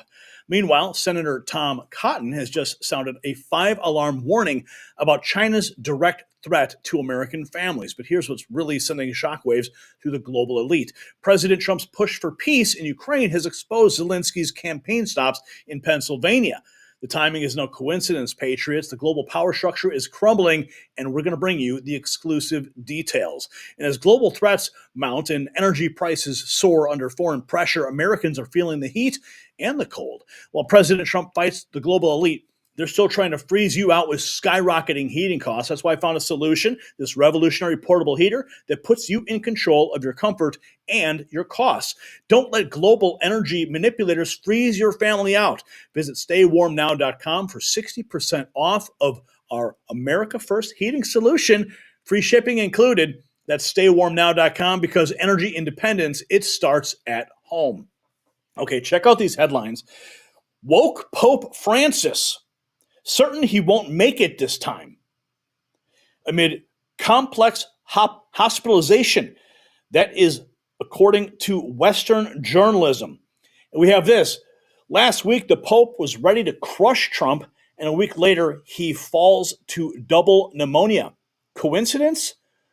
Pope Francis is ready to fight Trump again. Well, he may not, because the Swiss Guard is reportedly rehearsing Pope Francis' funeral as the 88-year-old warned he might not survive pneumonia. Meanwhile, Catholics gather in prayer outside his hospital, though reports indicate his condition is, in fact, improving. What do you think about that? Yeah.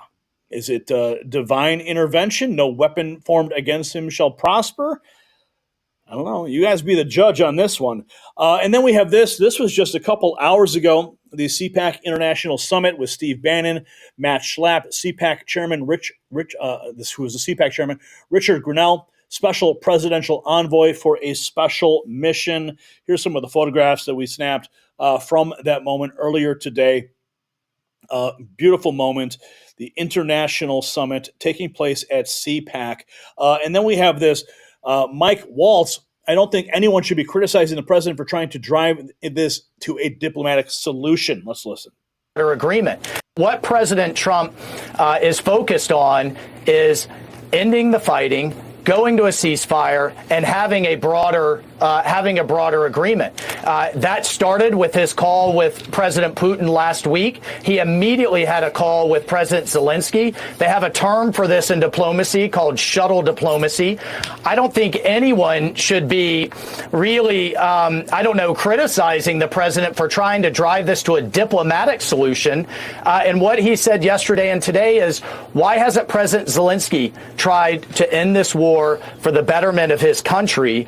And we have to ask ourselves, is Ukraine's position improving or not on the battlefield? And then thirdly, from the European perspective, I just got off the phone with my counterparts from the United Kingdom, from France, from Germany, and said, look, we welcome Europe stepping in and offering security guarantees. We welcome Europe. We've been asking for years for Europe to step up and contribute more to not only their own defense, but Ukraine's defense. All of that is now happening, and that's because President Trump is driving this very quickly.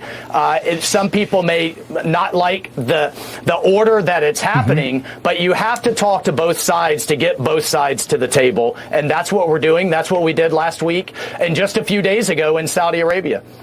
What? Bringing them to the table, talking peace and not talking war. That's what we need. We need peace in this world. Colonel Douglas McGregor, President Trump has set us on the right path. Let's listen to what he has to say. That's the key. President Trump has decided to normalize relations with Russia. That's what resulted from the meeting in Riyadh. God bless him. It's about time. It's long overdue. Yep. That's the key point. We are not going to settle the Ukraine matter quickly. That's going to take time. We are not going to build in isolation some new security architecture for Europe. That's going to have to involve the Europeans, the Russians, and the Americans. But he set us on the right path. The problem in the United States and the West in general is that there is little patience. I think people expected, this meeting would end and the sky would open up and the sun would shine and we'd all hold hands and sing Kumbaya.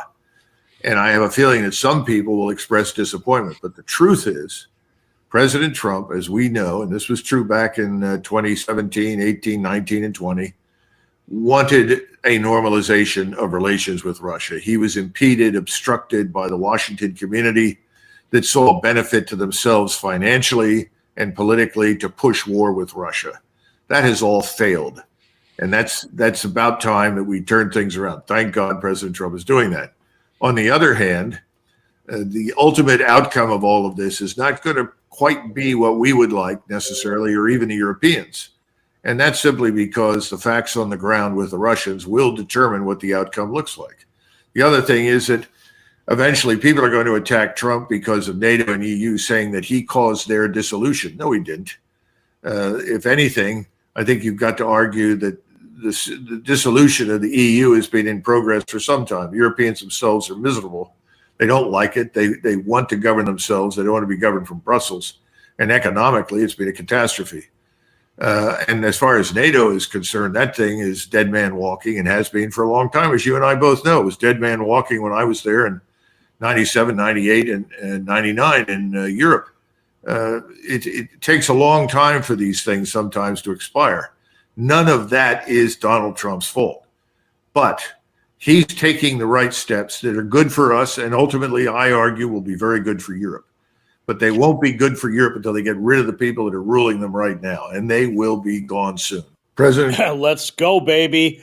Let's make Europe great again. Here we have this CBS Mornings 12 hours ago. Republican Senator Tom Cotton is sounding the alarm on China's growing threat to U.S., telling him that it's not an abstract threat to our strategic interests, but a threat to our communities. To what he believes is China. Senator Tom Cotton is American. This is not something that's going to make the most when it comes to China, and also to talk about President Trump's first month in office. Most Americans have a justly low opinion of communist China, but I think they don't understand the full extent of the threat that China poses to our way of life, to you and to your family. And I wanted to ring the alarm bell to make it clear to every American that this is not something that's going to happen in the future or that is an abstract threat to our strategic interests, but rather is a threat in their own communities and their own families right now, here today. Well, you definitely ring the alarm bell. You call China an evil empire. You say it wants to dominate the world, as the U.S. does today. Taiwan is key to that happening. Should America defend Taiwan if China reaches for it? Well, I think our goal should be to prevent China from trying to invade or occupy or blockade Taiwan in the first place. I think Taiwan is the most dangerous flashpoint in the world. Any kind of conflict over Taiwan will only have losers here in America and on Taiwan.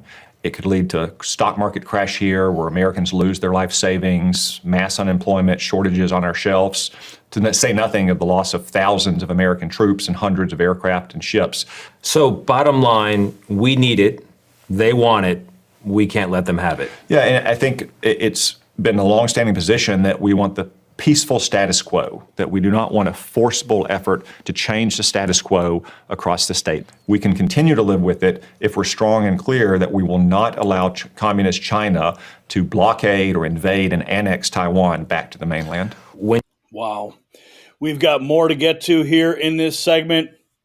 A CNN poll shows less Americans support Ukraine today compared to 3 years ago.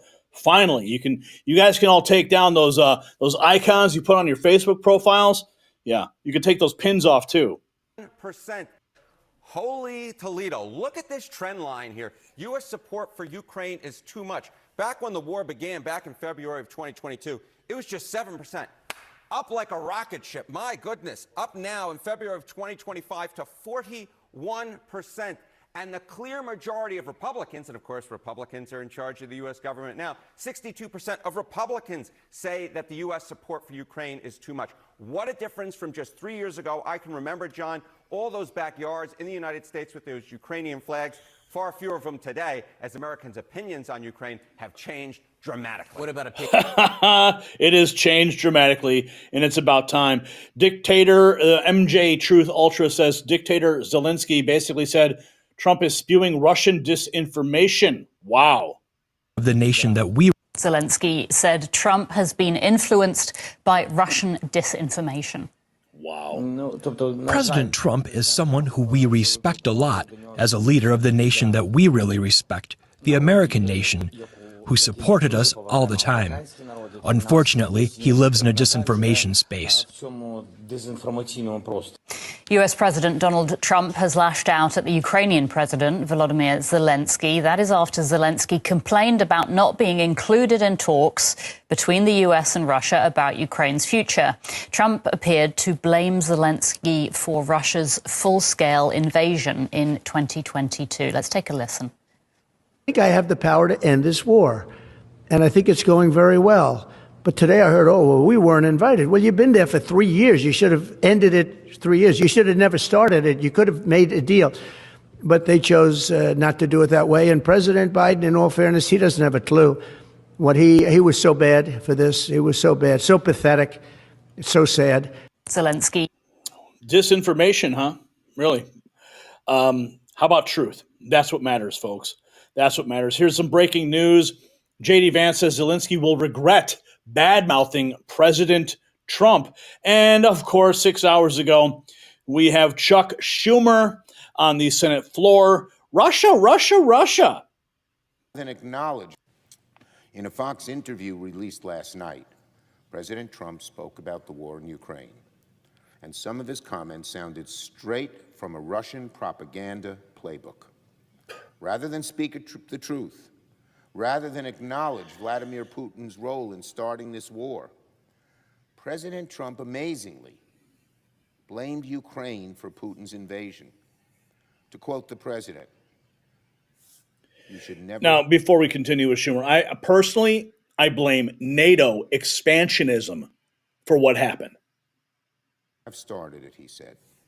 He was saying that to President Zelensky. This is disgusting, disgusting, after how this man has fought so hard and so valiantly. And it deliberately distorts the truth. It's just If there's anyone that knows about distorting the truth, it is Chuck Schumer. Oh, remember this moment? Yeah, this is the moment, Mario Nafal, giving us a quick reminder. This is when Zelensky campaigned for the Democrats in Pennsylvania. September 2024, Zelensky visited the Scranton Army ammunition plant, praising U.S. military aid just weeks before the election. His visit kicked off a U.S. tour that included meetings with Biden. Here's the moment. They're literally signing bombs to be dropped on Russians. Right there. Okay. We have this breaking news. Cat turd posting this 6 hours ago. Here's the headline. Trump, without evidence, accuses Zelensky of being a dictator without elections, echoing rhetoric from Russia. Well, Zelensky, he has halted all elections. Yeah. So there's no democracy. There's no republic in Ukraine. That is the definition of a dictatorship. But, of course, they want to call this rhetoric from Russia. Cat turd, of course, laughing hysterically at this. And then we have Tom Cotton posting this as he was on the Mark Levin show talking about the threat of the Chinese Communist Party. Listen.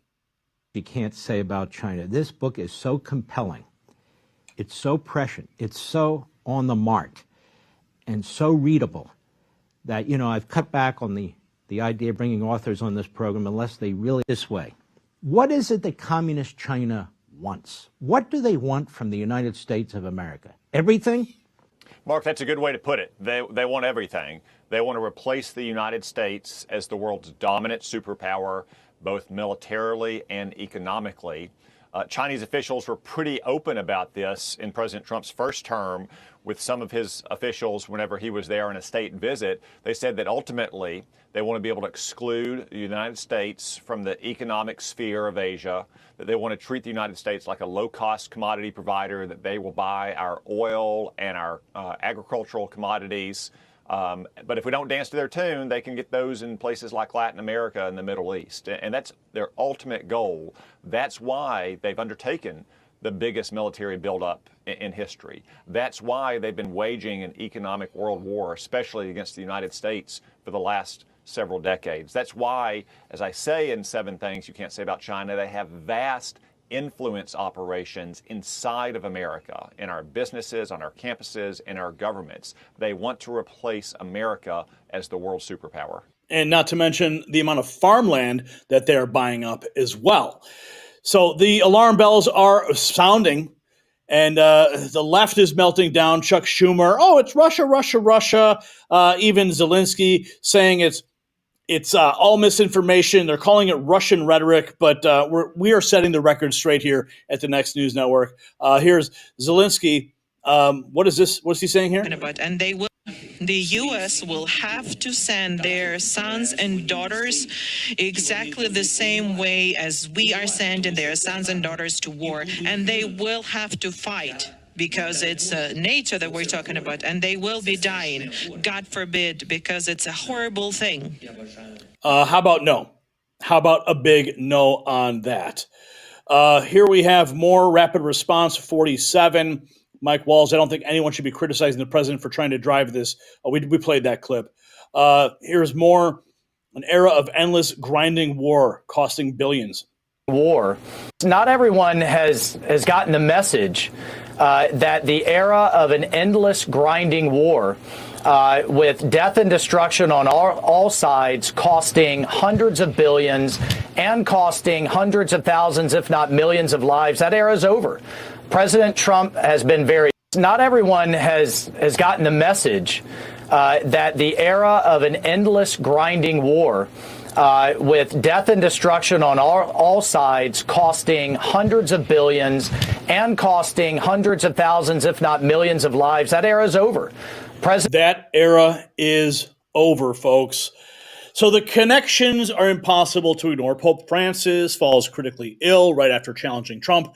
Zelensky's campaign stops in Pennsylvania exposed. China's threats reaching directly into American communities. But here is what's keeping the global elite up at night. If Trump's peace initiatives are already sending their carefully constructed narratives into chaos, what other global schemes will his America First agenda expose? Are we witnessing the beginning of a massive realignment of global power? The Vatican's preparations, China's aggression, and Ukraine's desperation all point to something bigger. So what do they know that we don't? Share your analysis in the comments below and show your patriotic spirit with our exclusive MAGAvengers collection at shop.nextnewsnetwork.com. All right, folks.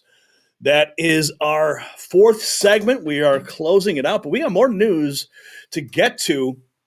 And we got some new visitors here in the house. What's up, guys? Holy cow! We're rolling deep. What's going on here? We got someone hiding in the corners here. It's creeping me out. What's going on? Who's here? Why don't you guys all come behind the camera? Come behind. Say hello to everybody. Gang signs. Oh yeah. Oh man. Gary! Love it. What's up, man? Holy cow, the gang's all here. John Anthony, Zach Voorhees. What's up? Buddy? We got Tom, we got Chad, we got everybody in the house, guys. What's up? Now it's a party. This is the Raw Feed. This is CPAC. This is live, and you guys are here for it. Just don't drink all my vodka, okay? Highly inappropriate. No, I got enough. I think I got enough for everybody here. Hopefully. Yeah. All right, guys. Dude, who says that the conservatives don't have fun? We are having the best time. I just passed Nigel Farage in the hallway. The camera's up there. Camera's up there. All right, yeah. I just passed Nigel Farage in the hallway. I couldn't believe it. Right? Like everything is going down right here. I don't even want to see the hotel name. It's the Gaylord Hotel. No, the bourbon's for me. Yeah. You can have a little bit. Thank you. And here's the thing, guys. If you ever feel like, oh, I don't want to come to a conservative conference, guess what? It's the best time ever. I've actually gone to a libtard conference. The worst time ever, right? Like the difference between the people that are going to these other places versus this is like night and day. Like this is the revolution. It's a collection of great people trying to make the positive change they want to see in the world. And we're making it happen. And we couldn't do it without Zach. Zach has been an instrumental secret weapon in this channel's success. And we owe so much to Zach and his whistleblowing and his testimonies that he's given in front of the Texas Senate. As I mentioned, we got the email from the Texas Senate just last night. We have about 679 documents. Oh, this is news to me. Tell me more. What happened with all this? I got the email. 679 documents are going to be released. They are withholding what they're calling trade secrets. Oh my God. Are they going to release the media like rankings that they had for like, because they ranked, like, in case you guys didn't see my testimony, they ranked Gary 7 points lower than Russia Today, a foreign propaganda outlet promoting Russia. Like, why would they have Russia Today 7 points higher thing, Gary Franchi. Like that. Someone needs to ask some questions about what's going on. Well, and they are, and they're going to be testifying in front of the Texas Senate very soon. No way! They're all they're going to all be going back and they're bringing all the CEOs of the tech outlets in front of the Texas Senate, and they're going to have to answer to that document. Oh, and all the documents they didn't release. Oh my God! Yeah, I can't believe that, Gary. This is when this happened. Yesterday? I'm not sure. No, I'm not sure when the. When was this announced? Yesterday. Well, no, this is what they told me. That there's going to be another committee hearing that's coming up, and they're all going to be brought in front of the committee again, like officially, physically.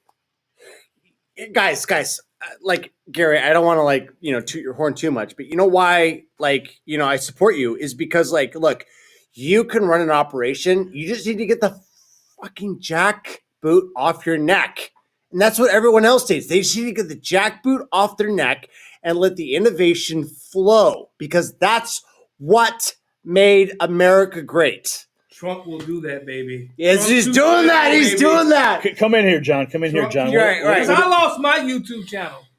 I told you. Yeah. Gary's been trying 10 million. You had a Facebook thing too. John, go sit down over there. It's all coming to an end. It's all coming to an end, right? Just let the people innovate. Just get the jackboot off their necks and let us do our thing. That's what we've always wanted.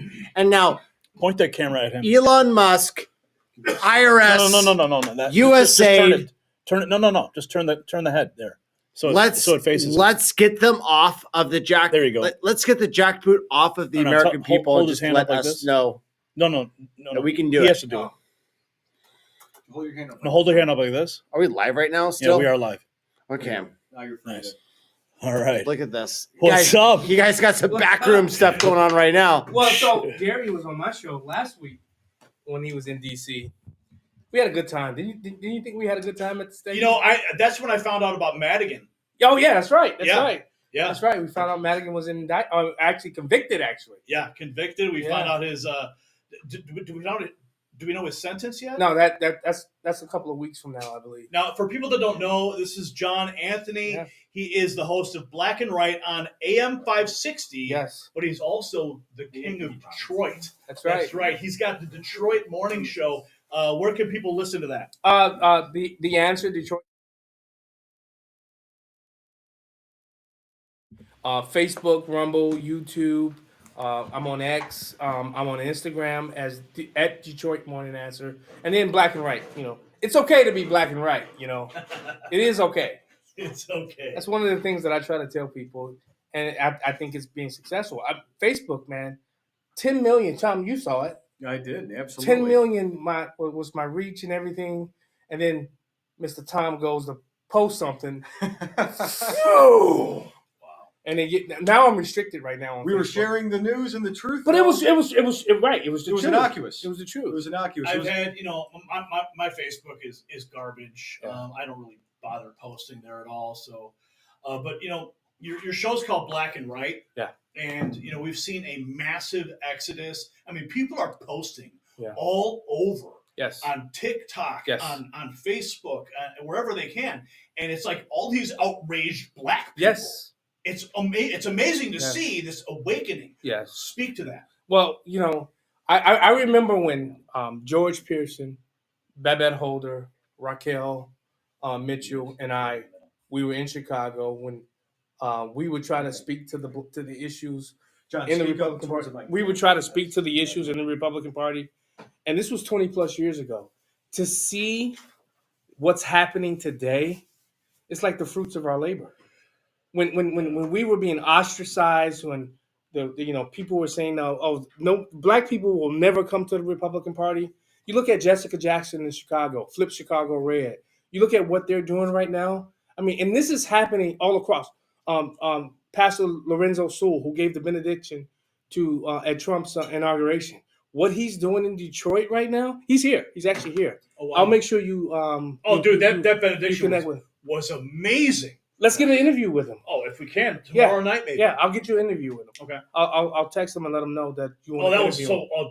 Dude, yeah. He brought down the fire and brimstone right into that Capitol building. He did. It was beautiful to witness, and then you got this like this like this Catholic or whatever. Yeah, he shows up right after. It's like, bro, dude, you just it was such a hard act to follow. Yeah, it was. But Gary, I'm telling you, I used to tell people, it's coming. The reckoning is coming. The reckoning is here now, and I'm telling you, when you think Trump, but this is what Trump was able to do, and this is what I'm trying to tell people in Illinois, in Michigan. You want to win, build coalitions. Trump is the ultimate coalition builder, and guess what? He doesn't change who he is. Well, look what he did. I mean, he brought Tulsi Gabbard over the aisle. RFK Jr. RFK Jr. Yeah. I mean, what he's doing is absolutely amazing, and it's beautiful to witness. Yeah. I mean, even Elon Musk watching his Another one. transformation. Kash Patel, political agnostic. He's not politically tied, Kash Patel. Kash Patel is a person who believes in law and order. That's it.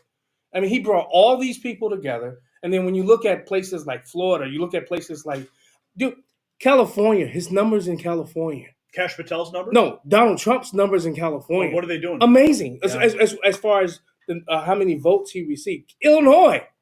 What he did here, what he did in our state. Yes. 2 million more. Michigan, Wisconsin. I mean, dude, people want truth. They're craving for authenticity.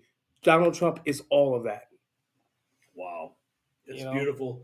I'm here for it. We're all here for it. We're at CPAC. It's 2025. I remember when we were here last, it was right before the pandemic. There was so many unknowns happening. It was February, right before the pandemic. I remember. And how much has changed since then. We had, of course, the theft of the 2020 election, the lockdowns, the mandates, and now President Trump is coming back. And with four years out of office, he had so much insight and understanding. Yes. What's your take on that 4-year gap and what he learned in that time period? Oh my goodness! There was a part of me that wished he had become president in 2020. Yeah. But now, because he has learned, because he has built this team of Avengers around him, I think the MAGA Avengers. The MAGA Avengers. Yeah. But I think because he knows there's no next election, Donald Trump is going to do things. COVID, put your mask on. Someone's dying over here in the corner. But because he knows there's no next election, I think some of the things that he's going to do. Look at DOGE. Look at what DOGE is doing. I said on my radio show this morning, it amazes me that people are upset with Elon Musk because he's pointing out the fraud, waste, and abuse and corruption. But they're not upset with the fraud, waste, corruption, and abuse. Yeah. They're not upset about that. Well, what's funny too is like how many campaigns have you heard where they're like, we need to fight waste, fraud, and abuse. Waste, fraud, and abuse. You hear it. Like that's those are the three buzzwords that you all. I mean, I bet you if we did a supercut and we found all the Democrats talking about waste, fraud, and abuse and how much they were going to tackle it. Yeah. And all of a sudden now Elon Musk goes through and he gets the AI. They go through the spreadsheets and they find people who are 300 years old who are still on the Social Security paychecks. Yeah. I mean, only one of those though. Yeah, only one. Yeah. Here's the thing about what we're seeing today. Not only are Donald Trump and Elon Musk talkers, they're doers. And you got to understand the mind of Elon Musk. He thinks in terms of efficiency. Yeah. And it's all about efficiency and how his brain works. Well, think about, when we talk about the efficiency, when you look at the SpaceX rockets, how many crashes have you seen? Yeah. One after another. Yeah. And he's like, the crash. Yeah. And it's like, okay, now we have data. Yep. We can go back and reassess. Yep. Okay, these rudders need to be fixed. This thrust mechanism needs to be changed. All these things. And then now what? They're catching rockets with freaking chopsticks. Have you seen how they just land? They just land. And when I first saw that, I'm like, dude, like this is straight out of like sci-fi. Yes, self-driving cars. Self-driving cars. We're living in it, and it's awesome. To go back, I didn't mean to interrupt you. Yeah, but he thinks in efficiency, And I think when you look at now, I also said today on my radio show, when you think about, I forget who said it. I believe Tim Burchett, Congressman Tim Burchett. He said, "Just watch. You're going to see DOGE come back on the congressmen and senators that are serving right now, because what they've been able to do, they've sent money out to the NGOs and all these type of things, and that money has found its way back to their campaign Because coffers. because the NGOs, they're getting funded by USAID. Yes. And then they get huge amounts of money to these nonprofit organizations, and then they go ahead and figure out a way to bring that money Yes. back in the kickbacks to Yes. fund these campaigns. We know what's happening. The money trail is going to go. It's going to go right back to them. Elon Musk just said that they're all getting kickbacks. It's when you talk about, like we mentioned earlier, with respect to the military-industrial complex and the billions and billions of dollars that goes to Ukraine, and then it feeds. Okay, Ukraine gets billions of funding, and then they put an order in over in Pennsylvania at the armory, and then who gets the money? It goes to the military-industrial complex, who then pays the lobbyists. Hunter Biden. It goes to Hunter, who pays the lobbyists. They go back to D.C. and say, "Oh yeah, we're going to pay for this and this and this, and we need more money for war. Vote on this and push this through," and the cycle continues. And that's from the military-industrial complex standpoint. But when you look at USAID, that's been going on for how many freaking years? Oh, a couple of decades, right? Decades, long. I mean, a lot longer than that. Yeah. I mean, USAID goes back to JFK. JFK, yeah. So, I mean, the scandal with just USAID, and we haven't even touched like the Medicaid scandals, the Medicare scandals, Social Security scandals, like the IRS scandals, CIA, the CIA, everything, all the three-letter alphabets, all the alphabet agencies. So when you think about when you pull it back at the macro scale, it's going to make Ukraine look like a drop in the bucket. I agree. Did you report on Michael Schellenberger, his USAID and the OCCRP, and how, remember when Trump was the impeachment that happened? Well, USAID basically funded the Trump impeachment because of the article that was written by I think it's OCCRPI or something. Oh, you're talking about how USAID was funding the media to publish headlines that were negative, that and the CIA analysts who picked that article up, and that article was the basis of Trump's impeachment. That's treason. That's treason. I'm sorry. That's treasonous. Wow. That's treasonous. Yeah. How does that happen here in America? But here, guess what? Clutch your pearls. Because what's getting ready to happen, dude, I'm telling you, prepare for what's getting ready to happen. Because the left, they know the gravy train, not only is the gravy train done, but there's going to be criminal indictments coming. I hope so. Because now, we were talking about that earlier. But this is, and the pardons that happened for Adam Schiff and all those guys, it is an entrapment scandal. They're going to be testifying in front of the FBI and Congress, and they are literally going to go there and perjure themselves in front of Congress and the FBI. Their pardons are irrelevant. They're going to literally pop right back in. Put your hand next to your face so it sees you. But that's why they didn't want Matt Gaetz, because Matt Gaetz was prepping all of this. Mm-hmm. This is why they had to ensure that Matt Gaetz did not become the DOJ guy. Yeah, because I was looking forward to that. I was too. And you know what else? You know what else I was looking forward to? What? Don Jr. become a senator. Can you imagine if he became the senator for Florida? I wanted that so bad. Don Jr. Well, we have Rubio now at state, right? So his seat's open. No, what's her name?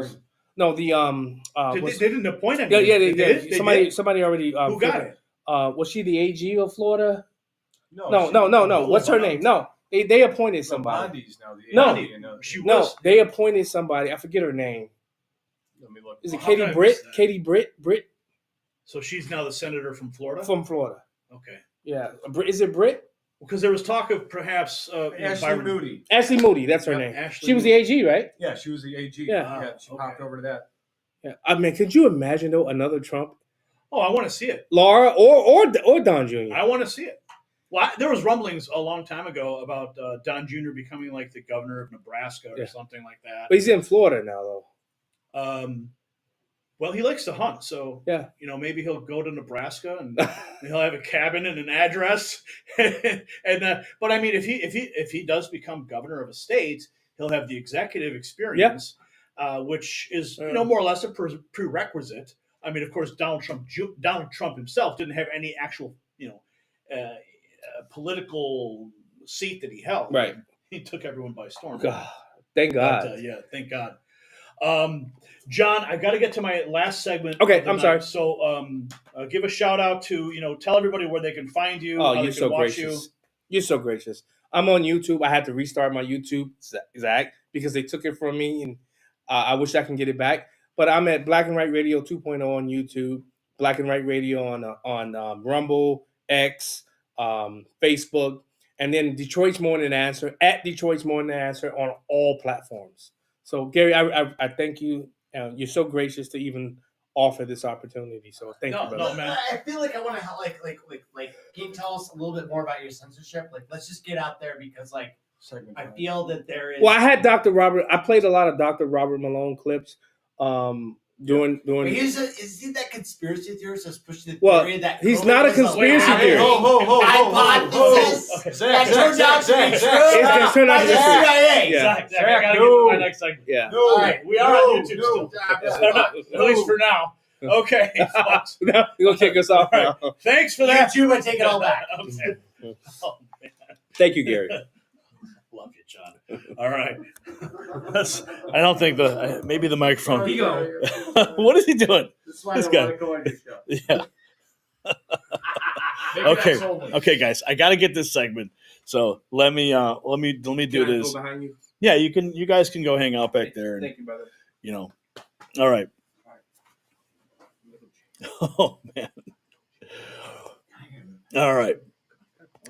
Breaking tonight, a seismic shift in Washington as President Trump's America First team takes shape.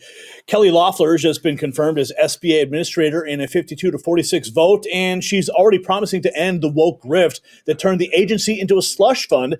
But that's just the beginning. Labor Secretary nominee Lori Chavez DeRemer has the Teamsters going to the mat for her confirmation, a historic alliance that is sending shockwaves through the establishment. So Patriots, we're watching the wholesale transformation of our government, and the deep state is in full panic mode. And as Team Trump dismantles the regulatory state, they're exposing how government policies have been driving up your energy costs. But while they fight to fix the system, you can take control of your power bills today. This revolutionary device is what the energy companies don't want you to know about, just like Kelly Loeffler is cleaning up the SBA. This gadget cleans up dirty electricity, slashes your bills. So visit don'twastepower.com for 65% off of our America First Energy Saver. That's don'twastepower.com because energy independence can't wait for Washington. All right, let's get into this topic. The posse is here.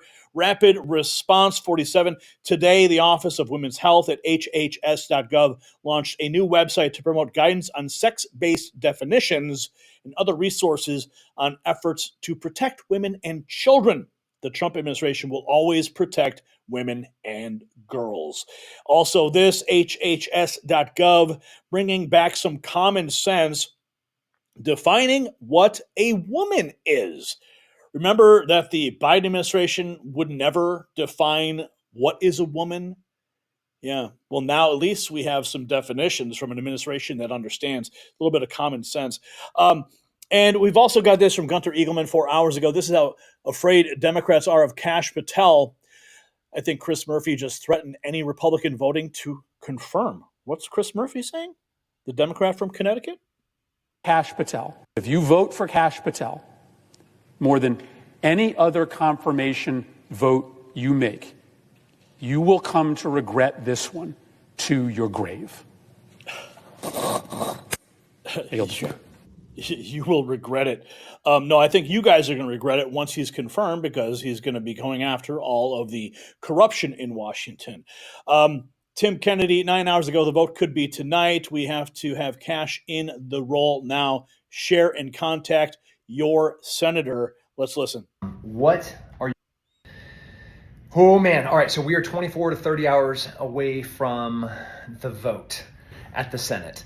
So I'm going to beg, implore, I'm going to plead that you contact your senators about the confirmation of Kash Patel as the director of the FBI.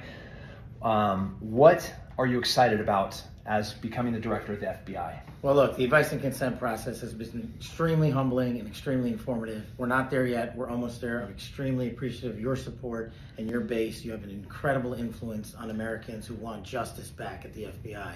So we're going to keep it really simple. If I'm confirmed, America deserves a better brand of justice, and we're going to give it to them. We're going to give them oversight. We're going to give them accountability, and there's going to be accountability inside the building and outside the building. There will be one standard of practice at the Federal Bureau of Investigation if I'm confirmed, and everyone will measure up to that one standard. Amen. Law enforcement family, my whole entire life, my dad, 33-year veteran, my brother. Practice at the Federal Bureau of Investigation if I'm confirmed, and everyone will measure up to that one standard. Amen. Law enforcement family, my whole entire life, my dad, 33-year veteran, my brother, a current serving sheriff. Like, we bleed blue, and I believe that we desperately need transformation and reform at the FBI, and I know that you're it. So please contact your senators, support Kash Patel as director of the FBI. Vote is tomorrow. So, man, thank you for everything. Thanks, brother. You're just Appreciate amazing. it. Thank you. Guys. Let's go. Let's get Kash Patel confirmed. President Trump now has 18 members of his cabinet confirmed by the Senate, faster than any administration since 2001. Look at these numbers right there. Cabinet confirmations in the last 3 administrations. The numbers don't lie. President Trump is just tearing through it all. We have got more as well. This is, we have something on, okay, here's the Kelly Loeffler. Let's go to that. Kelly Loeffler has been confirmed by the Senate as Trump's Small Business Administrator, 52-46. Marjorie Taylor Greene, congratulating my fellow Georgian on your confirmation as Administrator of the Small Business Administration. And the White House posting this. The confirmation as Small Business Administrator underscores President Trump's dedication to empowering entrepreneurs, cutting red tape, and fueling the engine of America. America is back. Here we have, this is the moment that she was confirmed as the Small Business Administration leader. Our nominees. Okay, Ms. Loeffler, raise your right hand. And this is the tradition of the committee to swear in our nominees. So we are swearing in today Kelly Loeffler to be Administrator of the SBA. Please answer the following questions. Do you solemnly swear to tell the truth, the whole truth, and nothing but the truth, so help you God? I do. Should you be confirmed as administrator, are you willing to appear and testify before any duly constituted committee of Congress when requested to do so? Okay. Are you willing to provide such information as requested by any such committee? Thank you. You may go ahead and take your seat, Ms. Loeffler, and you are now recognized for 5 minutes to provide your opening statement to the committee. All right, this is all big news today. America getting greater by the minute. Let's continue. Yes, she has been confirmed. Just in, she's been confirmed by the U.S. Senate. Here's her post that she made 8 hours ago. A huge honor to be at the Capitol as my former Senate colleagues voted to confirm me as the 28th Administrator of U.S. Small Business Administration. Yes, baby. Let's keep going. We have more on this front. Let's take a look. Caroline, what is this? Chicago One Ray. The media made it sound like only white supremacists would like Caroline Leavitt, but boy, they were wrong. Let's listen. The question, isn't it crazy that we can sit and watch the news, and when the press secretary is asked a question, something weird happens. She answers the fucking question. Not only do she answer the question, she make it make sense. This is in dark contrast to the previous press secretary, whose name I shall not mention, who made it her business to let us know her sexual orientation and her race. But come on, you guys answer to the American people. Answer my fucking question. And I love the fact that you have tons of different media outlets who have access and can pose real interesting questions, things that can challenge the narrative of the previous administration. Before they were blocked, their questions wasn't answered. Caroline, you're doing a great job. Keep up the good work. And continue fighting the good fight for the American people. We deserve that much. We suffered so long under the last 4 years. And now, we're just now starting to see sunshine. I'm sorry, I'm being dramatic. Yes, the sunshine is there. We have more on the new Trump posse. Let's take a look. Labor Secretary Designate L. Chavez de Ramir. We want to protect the American worker. More proud. Well, certainly we want to protect the American worker, and Made in America is important to the President of the United States. I couldn't be more proud to support the America First agenda for exactly that reason. We certainly want to make sure that we're focused on growing this economy. That is the conversation that I had with the President on how can we bring the American worker to be the pinnacle of every conversation that we have and supporting them and growing this economy. So yes, the influx of the mass immigration that we've seen over the last 4 years has hurt the American worker, and we want to make sure that we're supporting President Trump in his endeavor to support the American worker at all costs. Well, certainly we want to protect the American worker, and Made in America is important to the President of the United States. And we have more. This, starting now, President Trump's pick for Labor Secretary will face GOP help for her Senate confirmation hearing. This is when she was introduced before the Senate Help Committee. Lori's nomination reflects the historic coalition of working-class Americans. Labor vote by 59% because it wasn't working. But President Trump brings something unique to the table as he's built a coalition, and Lori represents that. Lori represents someone that is uniquely positioned to bring people like Sean and I, who presented Lori to President Trump and said, this is someone that we can work together with. And I would hope that you would set your biased opinions to the side and understand that this is a negotiation between two fractions of the party that is saying we're willing to work together. Yes, let's work together. That's what we need to do. Her full opening statement, we'll repost that. You can check it out on our X account. Here's the Teamsters president, Sean O'Brien, saying, not only do we support Lori Chavez, we are going to the mat to make sure she gets confirmed. We are going, not only do we support her appointment, we are going to the mat to make sure that she gets confirmed. Okay. No, the Teamsters are behind her. What's up, man? That's wild. American Dream, Lori Chavez confirmation hearing opening statement. We have also this from Senator Hawley talking to her. Let me just clarify. I know you've taken a little heat from both sides. You've handled it beautifully. Let me just get a few things straight.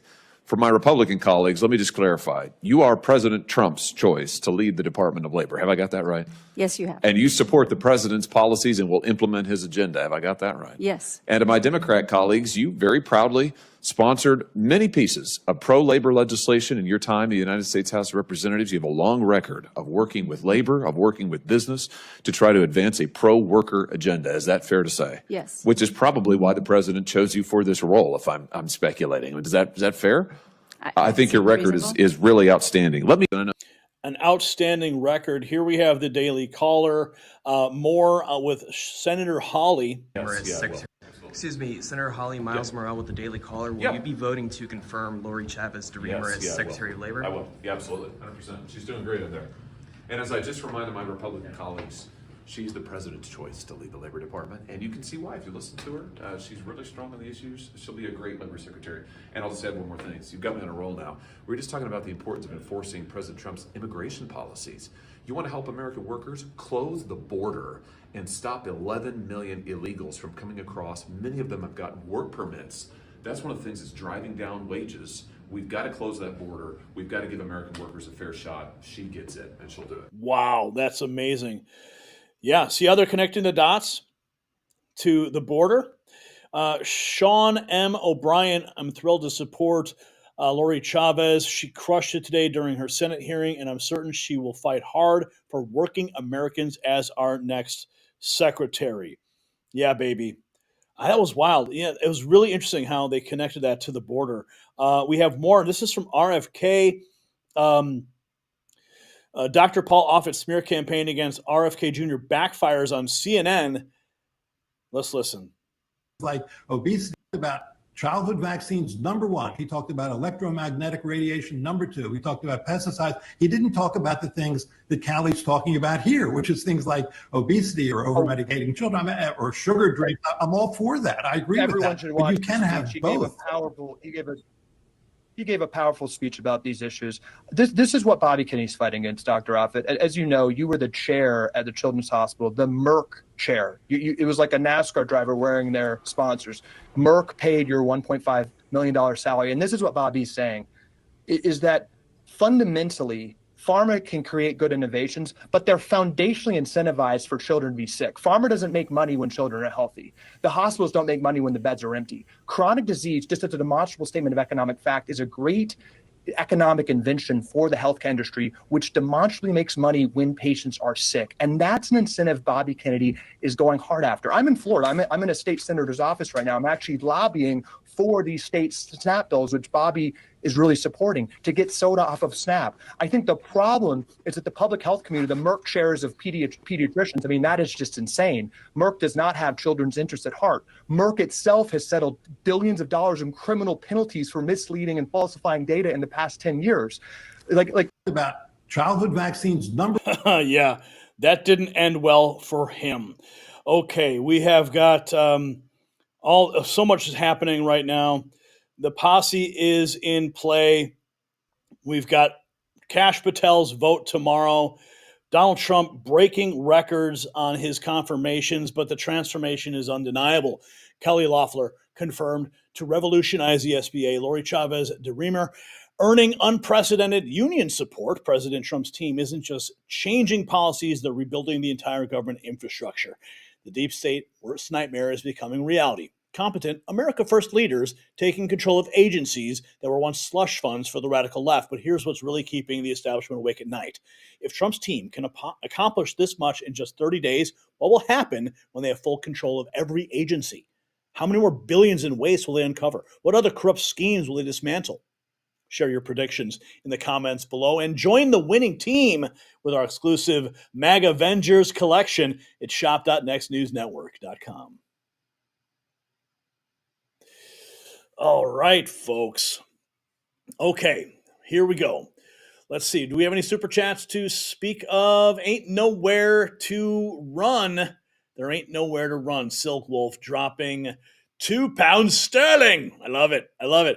Christine, the Truth Seeker, has become a member. America the Beautiful has become a member.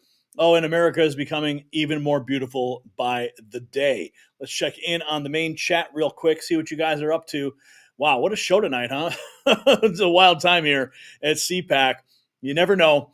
Don't Tread on Me says, have a drink on me. Every day feels like Christmas morning, waking up to President Trump being POTUS. Rein in Big Pharma. Trump never surrender. I just got here. Did I miss? Did they really send special forces to the border? Hallelujah. They need to institute Poland's policy ASAP. Yes, they have been authorized to go, and apparently there's been some shooting going on, according to Ben Bergquam's reporting down at the border. Inside information. Scroll back, you can see it. We'll publish the special report later, so you don't miss anything.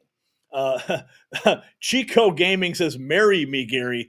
I am happily married. I love my wife, but I appreciate that. Okay.